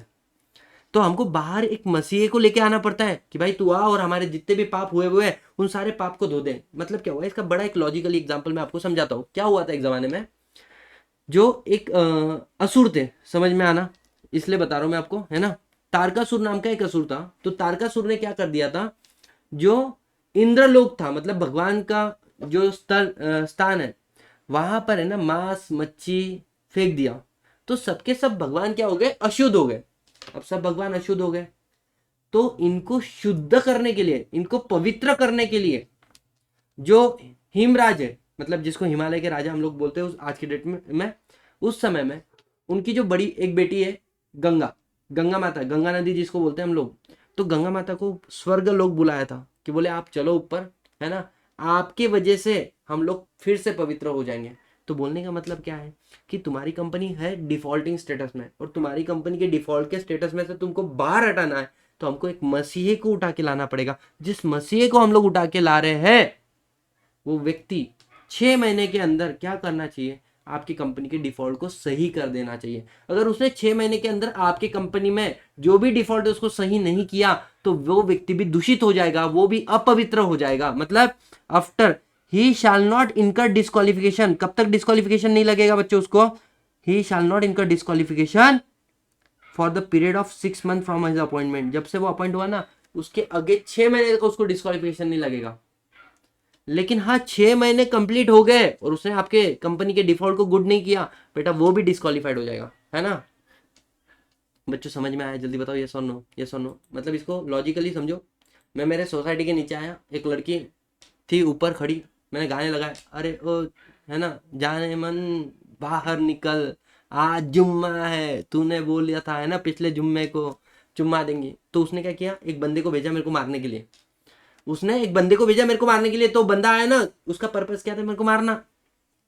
थोड़ी देर के बाद में मैंने उसको दवाई की बोतल दिखाई और बाद में वो भी मेरे साथ में बोला चुम्मा चुम्मा दे दे। मतलब उसको भी मैंने बिगाड़ दिया। तो वैसे ही अगर जो बाहर से बंदा आ रहा है ना, उसका मकसद है कि 6 महीने में उसने डिफॉल्ट को गुड करना है। अगर उसने 6 महीने में डिफॉल्ट को गुड नहीं किया तो बेटा उसको भी डिस्क्वालिफिकेशन लग जाएंगे। Is not disqualified for first 6 month. बच्चों लॉजिकली क्या आपको सारी बातें समझ में आई है, यस और no? Yes, each and everything crystal clear to us sir. बहुत बहुत बहुत बढ़िया बच्चों, ठीक है ना। चलो तो we are on the next topic. तो यहाँ पर अपना अच्छा, प्राइवेट कंपनी चाहे तो इसके अलावा एक्स्ट्रा ग्राउंड ऑफ डिस्क्वालिफिकेशन दे सकती। मतलब बोले जिस ढोकले ने 40 साल उम्र के कंप्लीट कर दिए वो भी डिस्क्वालिफाइड है, चलेगा। जो शादीशुदा है वो हमारी कंपनी में डायरेक्टर नहीं बन सकता। अरे बहुत बढ़िया, तुम्हारी कंपनी बहुत आगे बढ़ेंगी, जिंदगी में आगे जाएंगी। समझ में आ रहा है क्या? हाँ, ऐसे डिस्क्वालिफिकेशन होता है। Private company you can do anything, जो तुम्हारी मर्जी है। बोले हमारे कंपनी में कोई भी लेडी डायरेक्टर नहीं रहनी चाहिए, चलेगा। Additional ground of disqualification you may put, private company है ना। आगे अगर बच्चों तुमने अपील भी किया है, कौन से केसेस में अपील होती है पहले आप देखो। अगर आपको 6 महीने का सजा मिला है तो आप इसमें अपील कर सकते हो। आपको कोर्ट ने बोला you are not eligible to become a director, आप अपील कर सकते हो। समझ में आ रहा है? या फिर क्या बोल सकते हैं, ये वाले केस में आपने, या you are convicted under section 188, तो आप अपील कर सकते हो। तो आपने अपील किया हायर कोर्ट को तो भी आपके डिस्क्वालिफिकेशन खत्म नहीं होने वाले। बेटा एक तुम दूषित हो ना, तुम बोल रहे हो कि मैं मेरी इमेज को अच्छी करूंगा, वो इमेज जब तक अच्छी नहीं होती है ना, तो तुमने भले ही आपकी इमेज को तुम साफ करने की कोशिश करो फिर भी आप डिस्क्वालीफाइड माने जाते हो। तो देखो पढ़ो, disqualification are mention in the DEG, है ना। of subsection 164 subsection section number 164 shall continue to be apply even if the appeal and the petition has filed against the order। भले तुमने अपील किया फिर भी वो डिस्क्वालिफिकेशन तो कंटिन्यू रहेंगे। और आगे क्या बोला है बच्चों, सेक्शन नंबर 164 सबसेक्शन 2 के डिस्क्वालिफिकेशन किसको नहीं लगता है, गवर्नमेंट कंपनी। मतलब आप एक गवर्नमेंट कंपनी के डायरेक्टर हो जिसने 3 साल तक क्या नहीं किया है, एक जिसने डिविडेंड डिपॉजिट के पेमेंट में डिफॉल्ट किया है, 1 साल कंप्लीट हो गया, फिर भी आप डिस्क्वालीफाइड नहीं माने जाते हो। क्यों बेटा, गवर्नमेंट कंपनी है, गवर्नमेंट कंपनी को फायदा नहीं देंगे तो किसको देंगे। लॉजिकली क्या आपको सारा बात समझ में आया है बच्चों? बोलो, अरे बोलो बोलो, थोड़ा बोलो, मुंह खोलो, है ना। बहुत बहुत बढ़िया, ठीक है। चलो यार, अब we are just left with the 2 pages and we are done with the complete chapter of director. ये क्लास के अंदर मेरा उद्देश्य क्या है, सिर्फ डायरेक्टर वाले पोर्शन को मैं कंप्लीट करना चाहता हूँ, नथिंग एल्स, नथिंग एल्स। चलो, और मैं किसी भी एंगल से सब्जेक्ट को भगा नहीं रहा हूँ, I am trying my level best कि आपको एक एक चीज याद रह जाए। अगर आप मुझे पूछो ना कि सतीश सर जो 3 पेजेस आपने पढ़ा है क्या आपके लन है बच्चों, बिल्कुल लन है। क्यों नहीं लन है? बोर्ड ऑफ डायरेक्टर मतलब बोर्ड प्लस डायरेक्टर, एक बार रिवीजन। बोर्ड ऑफ डायरेक्टर मतलब, अरे बच्चों आपको अपने अपने अपने अपने अपने अपने अटेम्प्ट, है ना, कसम देने को मत लगाओ। तो बोलो मेरे साथ में, board of director means board plus director. Board मतलब the collective body of director, director means a person appointed on the board of the company. समझ में आ रहा है? सेक्शन नंबर 149 सबसेक्शन 1, हाँ क्या बोलता है, every company shall have board of director consisting individual as a director, in case of public company 3, private 2, OPC 1, maximum number of director shall not exceed 15। In order to go beyond 15 company first pass special resolution. मतलब company can appoint director beyond 15 after passing special resolution. तो special resolution is required to increase the limit not to appoint a director. समझ में आ रहा है? Next point क्या बोला है बच्चों तुम्हारा, duties of director act as per article on article and act. दूसरा क्या बोला है, गुड फेथ में काम करो so that everyone get benefited. तीसरा क्या बोला था, use your reasonable skill due diligence. चौथा क्या बोला, do not involve in the situation where there is a conflict of interest. चौथा क्या बोला है, don't try to take undue advantage and the gain for yourself. पांचवा क्या बोला है, शैल नॉट असाइन योर ऑफिस। समझ में आ रहा है बच्चों, यस और नो? Yes sir. इसके बाद में नेक्स्ट पॉइंट क्या बोला है बच्चों तुम्हारा, सेक्शन नंबर 152 सबसेक्शन 1, किसी भी व्यक्ति को अपॉइंट कर रहे हो as a director in your company then first director बच्चों आर्टिकल में नाम नहीं, मैनर भी नहीं, subscriber who is individual become first director. Next point, किसी को भी डायरेक्टर अपॉइंट करना है तो पहले जनरल मीटिंग, है ना, जनरल मीटिंग में होते हैं जब तक एक्ट में कुछ और नहीं लिखा हुआ है। उसके बाद में आप डायरेक्टर तब तक नहीं बन सकते जब तक आपके पास दिन नंबर नहीं है। आप डायरेक्टर बनोगे, 2 चीजें फर्निश करनी पड़ेगी, दिन नंबर और declaration that you are not disqualified. Subsection 5 कि भाई कंसेंट टू एक्ट, मतलब you are appointed as a director, you shall not act as a director unless you give consent to the company and company in return file that consent with the ROC from within 30 days from date of your appointment. उसके बाद में rotational director, non rotational director. Rotational कौन होता है, the person whose office liable to retire by rotational become rotational, the person whose office is not liable to retire by rotation are non rotational. Rotational director कहाँ पे appoint होते हैं, general meeting में। Non rotational बच्चों general meeting में उनका नाम generally article में लिखा होता है। रोटेशनल डायरेक्टर कितने होने चाहिए, minimum 2/3 director must be rotational director. Fraction में अमाउंट आ रहा है तो फिगर राउंड अप कर दो अगले नंबर पे। और remaining director non rotational director. इसके बाद में नेक्स्ट पॉइंट इन्होंने क्या बोला हुआ है कि सर जो तुम्हारे रोटेशनल डायरेक्टर होते हैं उसके 1/3 director is actually liable to retire at a AGM. कौन सा डायरेक्टर शेयर होल्डर के सामने जाएगा, who is longest in office. If the multiple director appointed on the same day then mutually decide करेंगे, mutually decision नहीं लिया तो draw a lot. अच्छा, मीटिंग के अंदर क्या होगा, एक तो इनको रीअपॉइंट करेंगे या इनके जगह पे किसी और को अपॉइंट करेंगे या फिर डिसीजन लेंगे। कुछ भी नहीं, किसी को भी अपॉइंट नहीं करना, ना आपने रीअपॉइंट नहीं किया, ना ही किसी और को अपॉइंट किया, और ना ही आपने डिसीजन लिया कि हमें किसी को भी अपॉइंट नहीं करना है। मीटिंग गॉट एडजन मीटिंग में भी you are unable to take any decision, in that case the director liable to retire by rotation, है ना, retiring director automatically got reappointed. अगर कंपनी चाहे तो अपने आर्टिकल में ये बोल सकती है कि सारे के सारे डायरेक्टर रिटायरिंग डायरेक्टर है, चलेगा बच्चों। इसके बाद में नेक्स्ट पॉइंट आता है तुम्हारा 164 डिस्क्वालिफिकेशन ऑफ डायरेक्टर, जो अभी हम लोगों ने पढ़ा। Unsound mind, undischarged insolvent, he himself applied for insolvency, 6 month का सजा, 5 साल कंप्लीट नहीं हुआ, 7 साल का सजा। इसके बाद में 188 के अंदर आप कॉन्विक्टेड हो। इसके अलावा कोर्ट ऑर्डर आया जिसकी वजह से आप डिस्क्वालिफिकेशन अट्रैक्ट कर चुके हो, डीन का आपने कंप्लायंसेस नहीं किया है, या मैक्सिमम नंबर ऑफ कंपनी, इन सारे ग्राउंड के हो, या उसके नीचे आ जाओ तो बोला है अगर आप किस कंपनी के डायरेक्टर हो या डायरेक्टर रह चुके हो, ऐसी कंपनी जिसने डिफॉल्ट किया है, कंटिन्यूस 3 साल तक फाइनेंशियल स्टेटमेंट या कंटिन्यूस 3 साल तक एनुअल रिटर्न फाइल नहीं किया, या फिर डिविडेंड डिपॉजिट और dividend of equity share holder plus deposit plus debenture का आपने डिफॉल्ट किया है, यू आर नॉट एलिजिबल। और 1 साल कंप्लीट हो चुका है तो अगले 5 साल के लिए तुम किसी और कंपनी में डायरेक्टर नहीं बन सकते और अपने ही कंपनी में रीअपॉइंट भी नहीं हो सकते हो। कोई मसीहा अगर तुम्हारे कंपनी में अपॉइंट हुआ है तो वो 6 महीने के साथ 6 महीने तक डिस्क्वालीफाइड नहीं रहेगा। 6 महीने तक अगर उसने अपना मिशन कंप्लीट नहीं किया तो वो भी डिस्क्वालीफाइड माना जाएगा। प्राइवेट कंपनी एडिशनल ग्राउंड लिख सकते हो आप डिस्क्वालिफिकेशन के, भले तुम अपील करते हो किसी ऑर्डर डिस्क्वालिफिकेशन का केस में, फिर भी आपका डिस्क्वालिफिकेशन एप्लीकेबल होगा। और लास्ट वाला बात आपको क्या बोला था कि sir government company section 164 subsection 2 का डिस्क्वालिफिकेशन में अटक भी जाती है तो भी हम लोग क्या नहीं उसको डिस्क्वालीफाइड नहीं मानेंगे। बच्चों टेल मी फास्ट, क्या आप लोगों का कॉन्फिडेंस बढ़ रहा है? यार सुनो, अगर मैं इतना कॉन्फिडेंस में रह सकता हूँ तो आपको भी अपना कॉन्फिडेंस रखना पड़ेगा। And see very simple what I feel, teacher confident होता है ना, बच्चे का कॉन्फिडेंस वैसे ही बढ़ता है। और तुम हमेशा एक बात याद करो, मेरे पास ऑप्शन है, अग्रवाल क्लास ने मेरे को एक ही बोला था 1 घंटा क्लास आपको लेना है। सर क्या मैं 1 घंटा ले रहा हूँ या मेरी पूरी शिद्दत से पढ़ा रहा हूँ? पूरी शिद्दत से पढ़ा। एग्जाम आपका है या मेरा है? एग्जाम आपका है, तो बच्चों मेरे से ज्यादा शिद्दत तो आपके अंदर होनी चाहिए ना पढ़ने की। भूख तुम्हारे अंदर होनी चाहिए, मेरे अंदर, मेरे अंदर है, तुम्हारी कहाँ पे मिसिंग है ना? तो भूख तुम्हारे अंदर भी होनी चाहिए बच्चों। समझ में आ रहा है क्या? Yes sir. Now we are going to shift on another topic that is director. Director के अंदर ध्यान देना, सेक्शन 168 बात करता है रेजिग्नेशन, सेक्शन 169 बात करता है रिमूवल। इजी है, मैंने सिंपल मैनर में समरी रखा हुआ है। कभी भी कोई भी डायरेक्टर आपकी कंपनी को छोड़ के जा रहा है तो उसको क्या देना पड़ेगा? उसको कंपनी को देना पड़ेगा बच्चों नोटिस। वो क्या देगा? कंपनी को नोटिस देगा। किसको देगा? Board of director will shall take a note. इसके बाद में जैसे ही नोटिस मिला, बोर्ड ऑफ डायरेक्टर क्या करेगी? आगे 30 दिन में आरओसी को बता देगी कि भाई ये कंपनी ये हमारा डायरेक्टर क्या कंपनी छोड़कर गया है। इसके अलावा आप बोर्ड रिपोर्ट बनेगी है ना, वहां पर भी रीजन डिस्कस करेंगे ये क्यों छोड़कर गया हुआ है ना। सर इसका क्या बोल सकते हैं, रेजिग्नेशन वैलिड कब से माना जाएगा? तो बोले अगर इसने लिखा है date given in the resignation letter, अगर डेट नहीं दिया है तो day when company receive whichever is letter, whichever is company को जिस दिन मिला और जो डेट उसमें लिखा हुआ है विच एवर इज लेटर। और अगर डायरेक्टर चाहे तो वो खुद भी अपना रेजिग्नेशन दे सकता है, मतलब फाइल कर सकता है किसको? आरओसी को। तो कंपनी जब आरओसी को रेजिग्नेशन फाइल करती है तो फॉर्म फाइल करती है DIR-12, लेकिन जब डायरेक्टर खुद के रेजिग्नेशन के बारे में आरओसी को बताता है तो वो फॉर्म फाइल करता है DIR-11।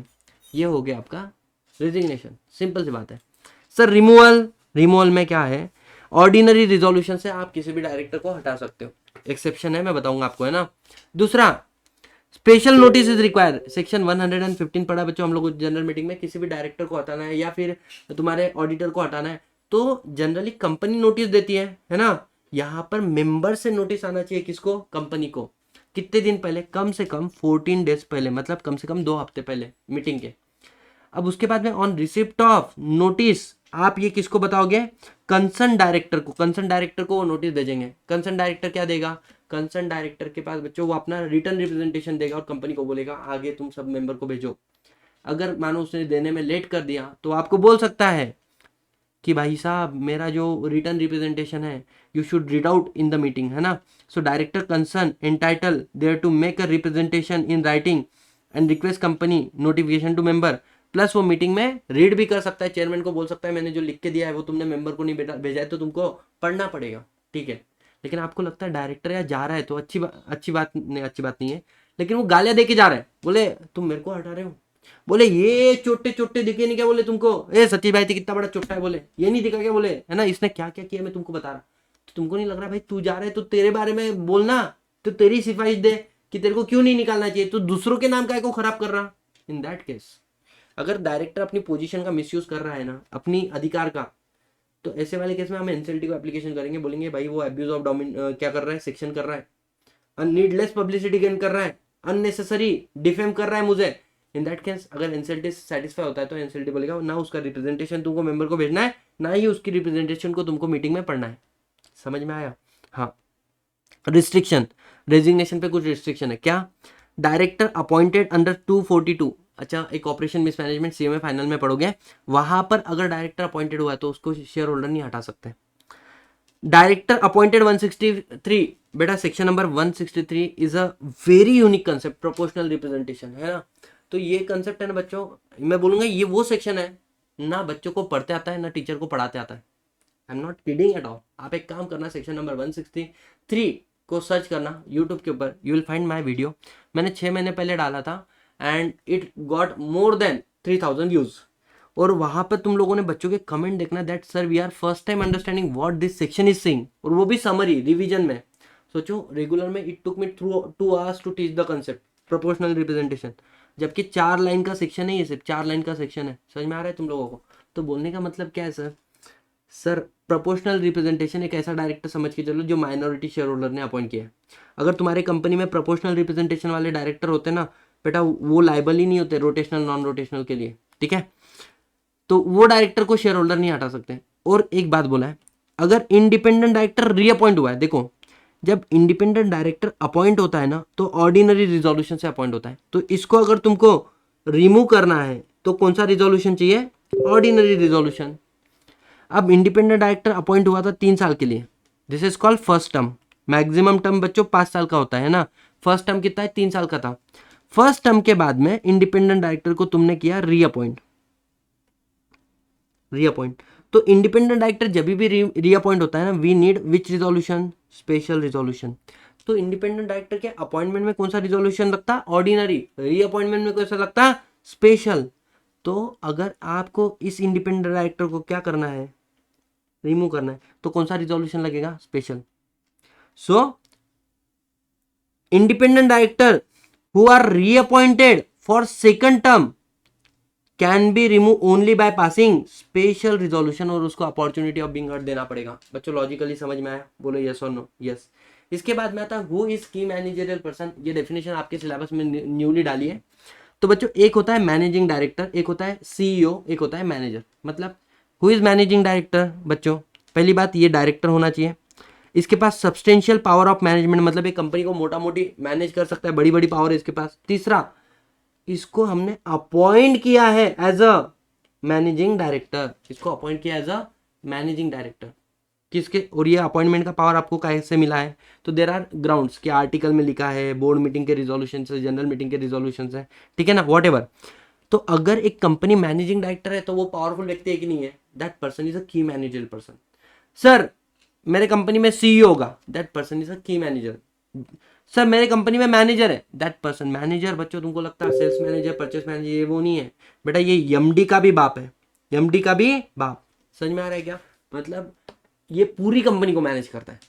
तो अगर तुम्हारी कंपनी में एमडी, सीईओ या मैनेजर, एक कंपनी में कभी भी ध्यान देना एमडी और मैनेजर एक साथ में अपॉइंट नहीं होते हैं, ठीक है? तो अगर कंपनी में तुम्हारे एमडी, सीईओ, मैनेजर है तो उसको हम लोग क्या बोलेंगे?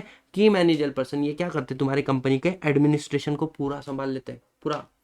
अगर सर मेरे कंपनी में ना ही एमडी है, ना ही सीईओ, ना ही मैनेजर है, तो एटलीस्ट तुम्हारी कंपनी में होल टाइम डायरेक्टर होगा, उसको हम लोग क्या मानेंगे? की मैनेजर पर्सन। समझ में आया? Next point, CS company secretary क्या मानेंगे? की मैनेजर पर्सन। इसके अलावा सीएफओ क्या मानेंगे? की मैनेजर पर्सन। देखो एडमिनिस्ट्रेशन कौन संभाल लेंगे? ये लोग। लीगल हेड तुम्हारी कंपनी के अंदर सबसे बड़ा कौन है? सीएस। तुम्हारी कंपनी का फाइनेंशियल हेड कौन है? सीएफओ। दीज आर की मैनेजर पर्सन। अब इन्होंने क्या बोला? इनके एक लेवल नीचे भी कोई व्यक्ति है, नॉट बिलो देन 1 लेवल, मतलब एक लेवल नीचे तक का, और उसको हमने डेजिग्नेटेड किया है एज अ की मैनेजर पर्सन। सो जो not below 1 level of the above director and जिसको हमने की मैनेजर पर्सन बोल के डेजिग्नेटेड किया है, तो उस व्यक्ति को भी हम लोग क्या बोलेंगे? उसको भी हम लोग की मैनेजरियल पर्सन बोलेंगे। Are we clear with this? जल्दी बताओ यस और नो गाइस। यस और no? Yes sir. Anyone any single problem till now? जल्दी से बताओ यस और no? Yes sir. So I think यहां तक किसी को भी कोई भी प्रॉब्लम नहीं होनी चाहिए, एंड सारे कंसेप्ट आप लोगों को पूरे पूरे पूरे क्या है? क्लियर हो चुके हैं। जी जी। Yes sir. अब नेक्स्ट पॉइंट बच्चों, दो आपकी सिलेबस में डाला हुआ है डायरेक्टर रेमुनरेशन के बारे में, तो इस टॉपिक को भी मैं क्या कर लेता हूँ? कंप्लीट कर लेता हूँ। अगर मैं आपको मोटा मोटी दिखाऊँ ना, तो आप देखो अपने सिलेबस में आ गया कि मैंने क्या क्या कवर कर दिया। बेटा मैंने director section 166 responsibility of director खत्म कर दिया सर। डिन number section number 153 subsection 3, 152 subsection 3 if you remember, मैंने वो भी कंप्लीट कर दिया, ठीक है? उसके बाद में आपको डिन चाहिए, तो एक तो इनकॉर्पोरेशन के समय में एडिशनल बातें बताई थी मैंने क्लास में, है ना, स्पाइस प्लस में, एलएलपी के केस में, या फिर उसके बाद में डायरेक्टर अपॉइंट होना है तो आपको कंपनी का रिजोल्यूशन लगता है। एक मिनट। Hello hello hello. इसके बाद नेक्स्ट पॉइंट क्या बोला है बच्चों तुम्हारा, qualification disqualification section 164 subsection 1 complete हो गया, सेक्शन 164 सबसेक्शन 3 खत्म हो गया बेटा। 149 के अंदर subsection 1 rotational director non rotational director बच्चों 164 152 सबसेक्शन 3 खत्म हो गया, ठीक है। रेजिग्नेशन हम लोगों का कंप्लीट हो चुका है, रिमूवल ऑफ डायरेक्टर हम लोगों का कंप्लीट हो चुका है आपके सिलेबस में से, ठीक है। इसके अलावा बच्चों अब हमारा लास्ट पोर्शन बचता है, that is remuneration of director. Remuneration of director के बारे में हम लोग बात करेंगे। अच्छा, पावर ऑफ कंपनी का भी है एक सेक्शन, ठीक है। हम लोगों ने की मैनेजरियल पर्सन भी खत्म कर चुका है। देखो यहाँ पर अगर आप आ जाओ तो there is a definition called key managerial person, ये डेफिनेशन भी हम लोगों ने कंप्लीट कर चुके हैं। अब हमारा लास्ट टॉपिक बचता है, उस टॉपिक को हम लोग खत्म कर देते हैं। और सर इसके अलावा ऑडिटर के नए प्रोविजन डाले, वो मैंने आपको रेगुलर क्लास में पढ़ाया है, उसको मैं कोई अलग लेक्चर में कवर कर लूंगा। ये वाला लेक्चर स्पेसिफिकली डेडिकेटेड था डायरेक्टर चैप्टर के लिए। बच्चों मैक्सिमम रेम्यूनरेशन तुम डायरेक्टर को कितना दे सकते हो, 11% ऑफ नेट प्रॉफिट। कितना maximum overall remuneration that you can give to the directors is what, 11% of net profit. अब ये जो नेट प्रॉफिट है ना, मैं आपको बहुत डिटेल में डिस्कस किया था, ये कैसे कैलकुलेट होता है सेक्शन नंबर 198 के अंदर, जो यहाँ पे मैंने लॉजिक भी बताया था कि भाई क्यों सब्सिडीज को नेट इसमें कंसिडर करते हो, पीजीबीपी से कनेक्ट किया था, ठीक है। Done sir. अगर आपकी कंपनी में मैनेजरियल पर्सन है, who is managerial person guys, manager, managing director, whole time director. आपकी कंपनी में कौन है, मैनेजरियल पर्सन है। कितना, सिर्फ एक मैनेजरियल पर्सन अपॉइंटेड है, तो आप उस एक मैनेजरियल पर्सन को मैक्सिमम रेम्यूनरेशन कितना दे सकते हो, 5% of net profit, 5% of net profit. समझ में आ रहा है, यस सर। लेकिन सर एक से ज्यादा मैनेजरियल पर्सन है, मतलब आपकी कंपनी में मैनेजर भी है प्लस होल टाइम डायरेक्टर भी है, या फिर आपकी कंपनी में मैनेजिंग डायरेक्टर भी है प्लस होल टाइम डायरेक्टर है। समझ में आ रहा है क्या, या फिर आपकी कंपनी में होल टाइम डायरेक्टर 1 और होल टाइम डायरेक्टर 2, ऐसे दो डायरेक्टर, तो एक से ज्यादा मैनेजरियल पर्सन है, बोले हाँ। तो आप सबको मिला के कितना दे सकते हो बेटा, आप सबको मिला के दे सकते हो 10%। यहां तक का लिमिट समझ में आया। ओवरऑल मैनेजर रेम्यूनरेशन कितना है, 11%। एक मैनेजरियल पर्सन को मैक्सिमम कितना दे सकते हो, 5%। एक से ज्यादा मैनेजरियल पर्सन है, सबको मिलाकर कितना दे सकते हो, मैक्सिमम दे सकते हो बच्चों 10%, ठीक है। नेक्स्ट पॉइंट आता है कि sir if there is director who is not a managerial person, मतलब वो तुम्हारी कंपनी के मैनेजरियल पर्सन में नहीं है, लेकिन वो तुम्हारी कंपनी का डायरेक्टर है, तो उसको आप मैक्सिमम कितना दे सकते हो, मतलब मैं बोलूंगा नॉन एग्जीक्यूटिव डायरेक्टर या फिर तुम्हारा इंडिपेंडेंट डायरेक्टर, इसको आप लोग कितना दे सकते हो, 1%। अगर तुम्हारे कंपनी में मैन क्या नहीं है, अगर तुम्हारे कंपनी में मैनेजरियल पर्सन अपॉइंटेड है, if there is a managerial person, मतलब एक नॉन एग्जीक्यूटिव डायरेक्टर को आप कितना दे सकते हो, बोले तुम्हारे कंपनी में मैनेजर पर्सन अपॉइंटेड है क्या, मतलब मैनेजर WTD, बोले हाँ, उनको आप 10% दोगे ना, तो इसको कितना दोगे, सिर्फ 1%। लेकिन अगर आपके कंपनी में मैनेजर पर्सन अपॉइंटेड नहीं है, तो इनको कितना दोगे, मैक्सिमम 3%। समझ में आ रहा है, इसके काफी सारे मैंने सम सॉल्व करवाए थे क्लास के अंदर। So if the person who is non executive director या फिर independent director who is not a manager person, उसको मैक्सिमम 3% देंगे if company has no managing director, whole time director and the manager, मतलब तुम्हारी company में manager person नहीं है। तो मोटा मोटी लिमिट बताओ, ओवरऑल रेम्यूनरेशन कितना, 11%। तुम्हारी कंपनी में एक मैनेजरियल पर्सन है, उसको मैक्सिमम कितना मिलेगा, 5%। एक से ज्यादा मैनेजरियल पर्सन है, सबको मिला के कितना मिलेगा, 10, ये 5% है ना, 10%। तुम्हारे कंपनी में नॉन एग्जीक्यूटिव डायरेक्टर है, नॉन एग्जीक्यूटिव डायरेक्टर है, तो बोलते हैं तुम्हारी कंपनी में मैनेजर पर्सन है, बोले हाँ, तो नॉन एग्जीक्यूटिव डायरेक्टर को कितना मिलेगा, मैक्सिमम 1%। और अगर तुम्हारी कंपनी में मैनेजरियल पर्सन नहीं है, तो नॉन एग्जीक्यूटिव डायरेक्टर को कितना मिलेगा, 3%। अच्छा, अगर बच्चों आपको इस 11% की लिमिट को तोड़ना है, कि बियॉन्ड जाना है, you need to pass which resolution, ordinary, लेकिन आपको इन लिमिट के बियॉन्ड जाना है, तो आप जा सकते हो bye passing special resolution. But ध्यान देना, जब तक आप सब लिमिट को नहीं तोड़ोगे, आपका मेन लिमिट टूटेगा ही नहीं। ये मैंने आपको लॉजिक बताया था, समझ में आ रहा है। भले ही यहाँ पे ऑर्डिनरी रिजोल्यूशन लिखा है, आप मानो मैनेजरियल पर्सन को दे रहे हो 10% और नॉन एग्जीक्यूटिव डायरेक्टर को दे रहे हो 1%, ठीक है। आप बोल रहे हो मैनेजरियल पर्सन को मेरे को देना है 12%, समझ में आ रहा है। तो जैसे मैनेजर पर्सन को 12% दे दोगे, तुमको नहीं लगा है तुम्हारा ऊपर वाला लिमिट, ओवरऑल लिमिट टूटेगा, हाँ। बट कभी भी सब लिमिट टूट रहा है, तो you need to pass which resolution, special resolution.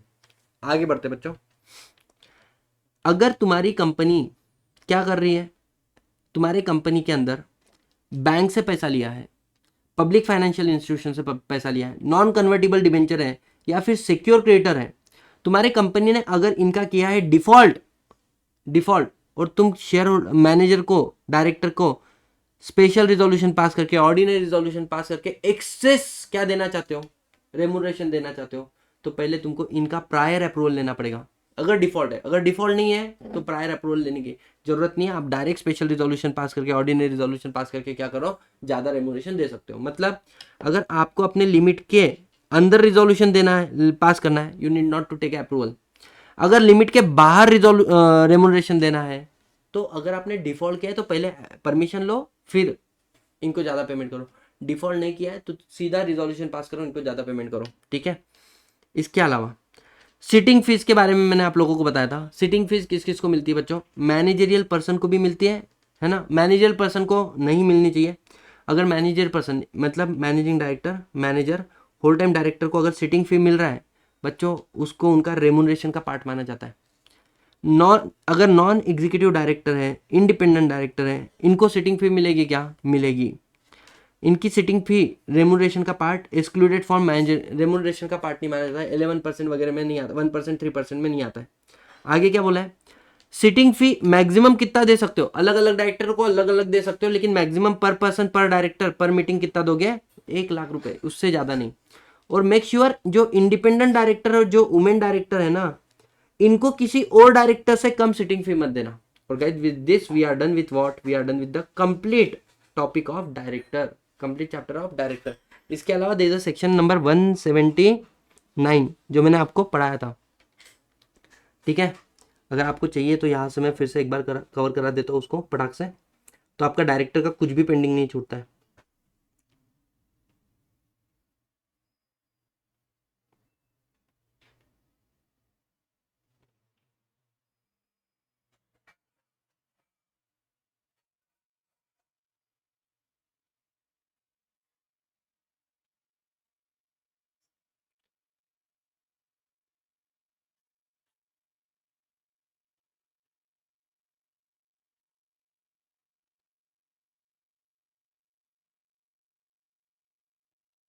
ठीक है, सेक्शन नंबर 179 क्या बोलता है बच्चों,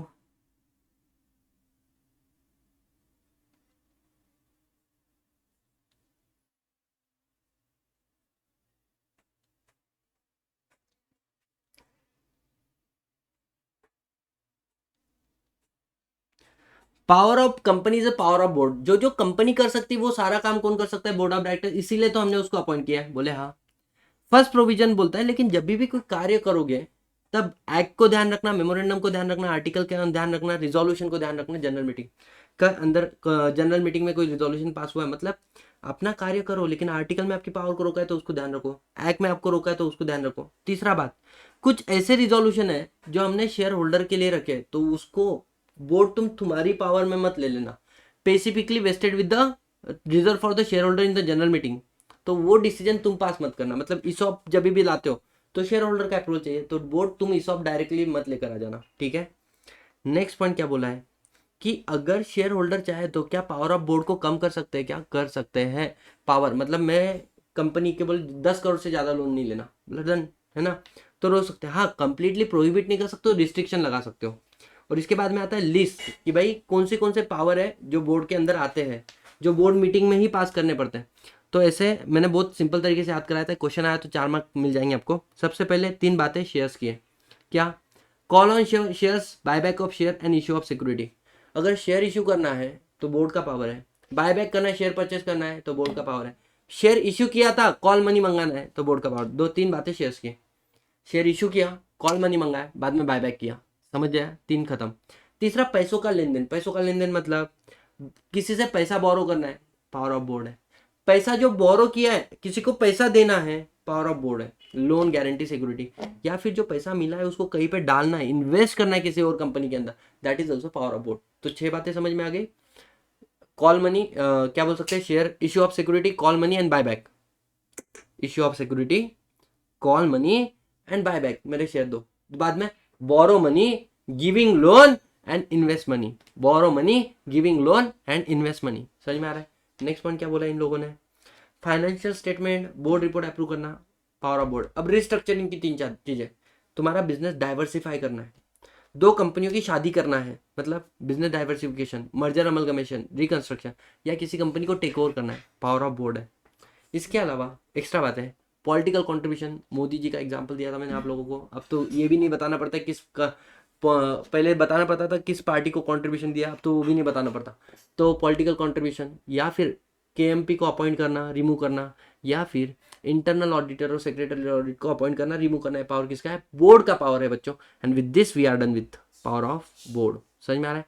हाँ, शेयर होल्डर चाहे तो बोर्ड की पावर को कम कर सकते हैं, लेकिन आपने उसके पावर को कम किया तो उसके पहले जो कार्य किए ना वो इनवैलिड नहीं होते, वो वैलिड ही माने जाएंगे। मतलब मानो मैंने 15 करोड़ का लोन लिया, शेयर होल्डर को अच्छा नहीं लगा, शेयर होल्डर ने बोला आज के बाद में तुम 10 करोड़ का लोन मत लेना, तो 10 करोड़ मेरे लिमिट को कम किया है, लेकिन जो पहला लोन है वो फिर भी वैलिड माना जाएगा, उसको तुम वॉइड नहीं कर सकते। समझ में?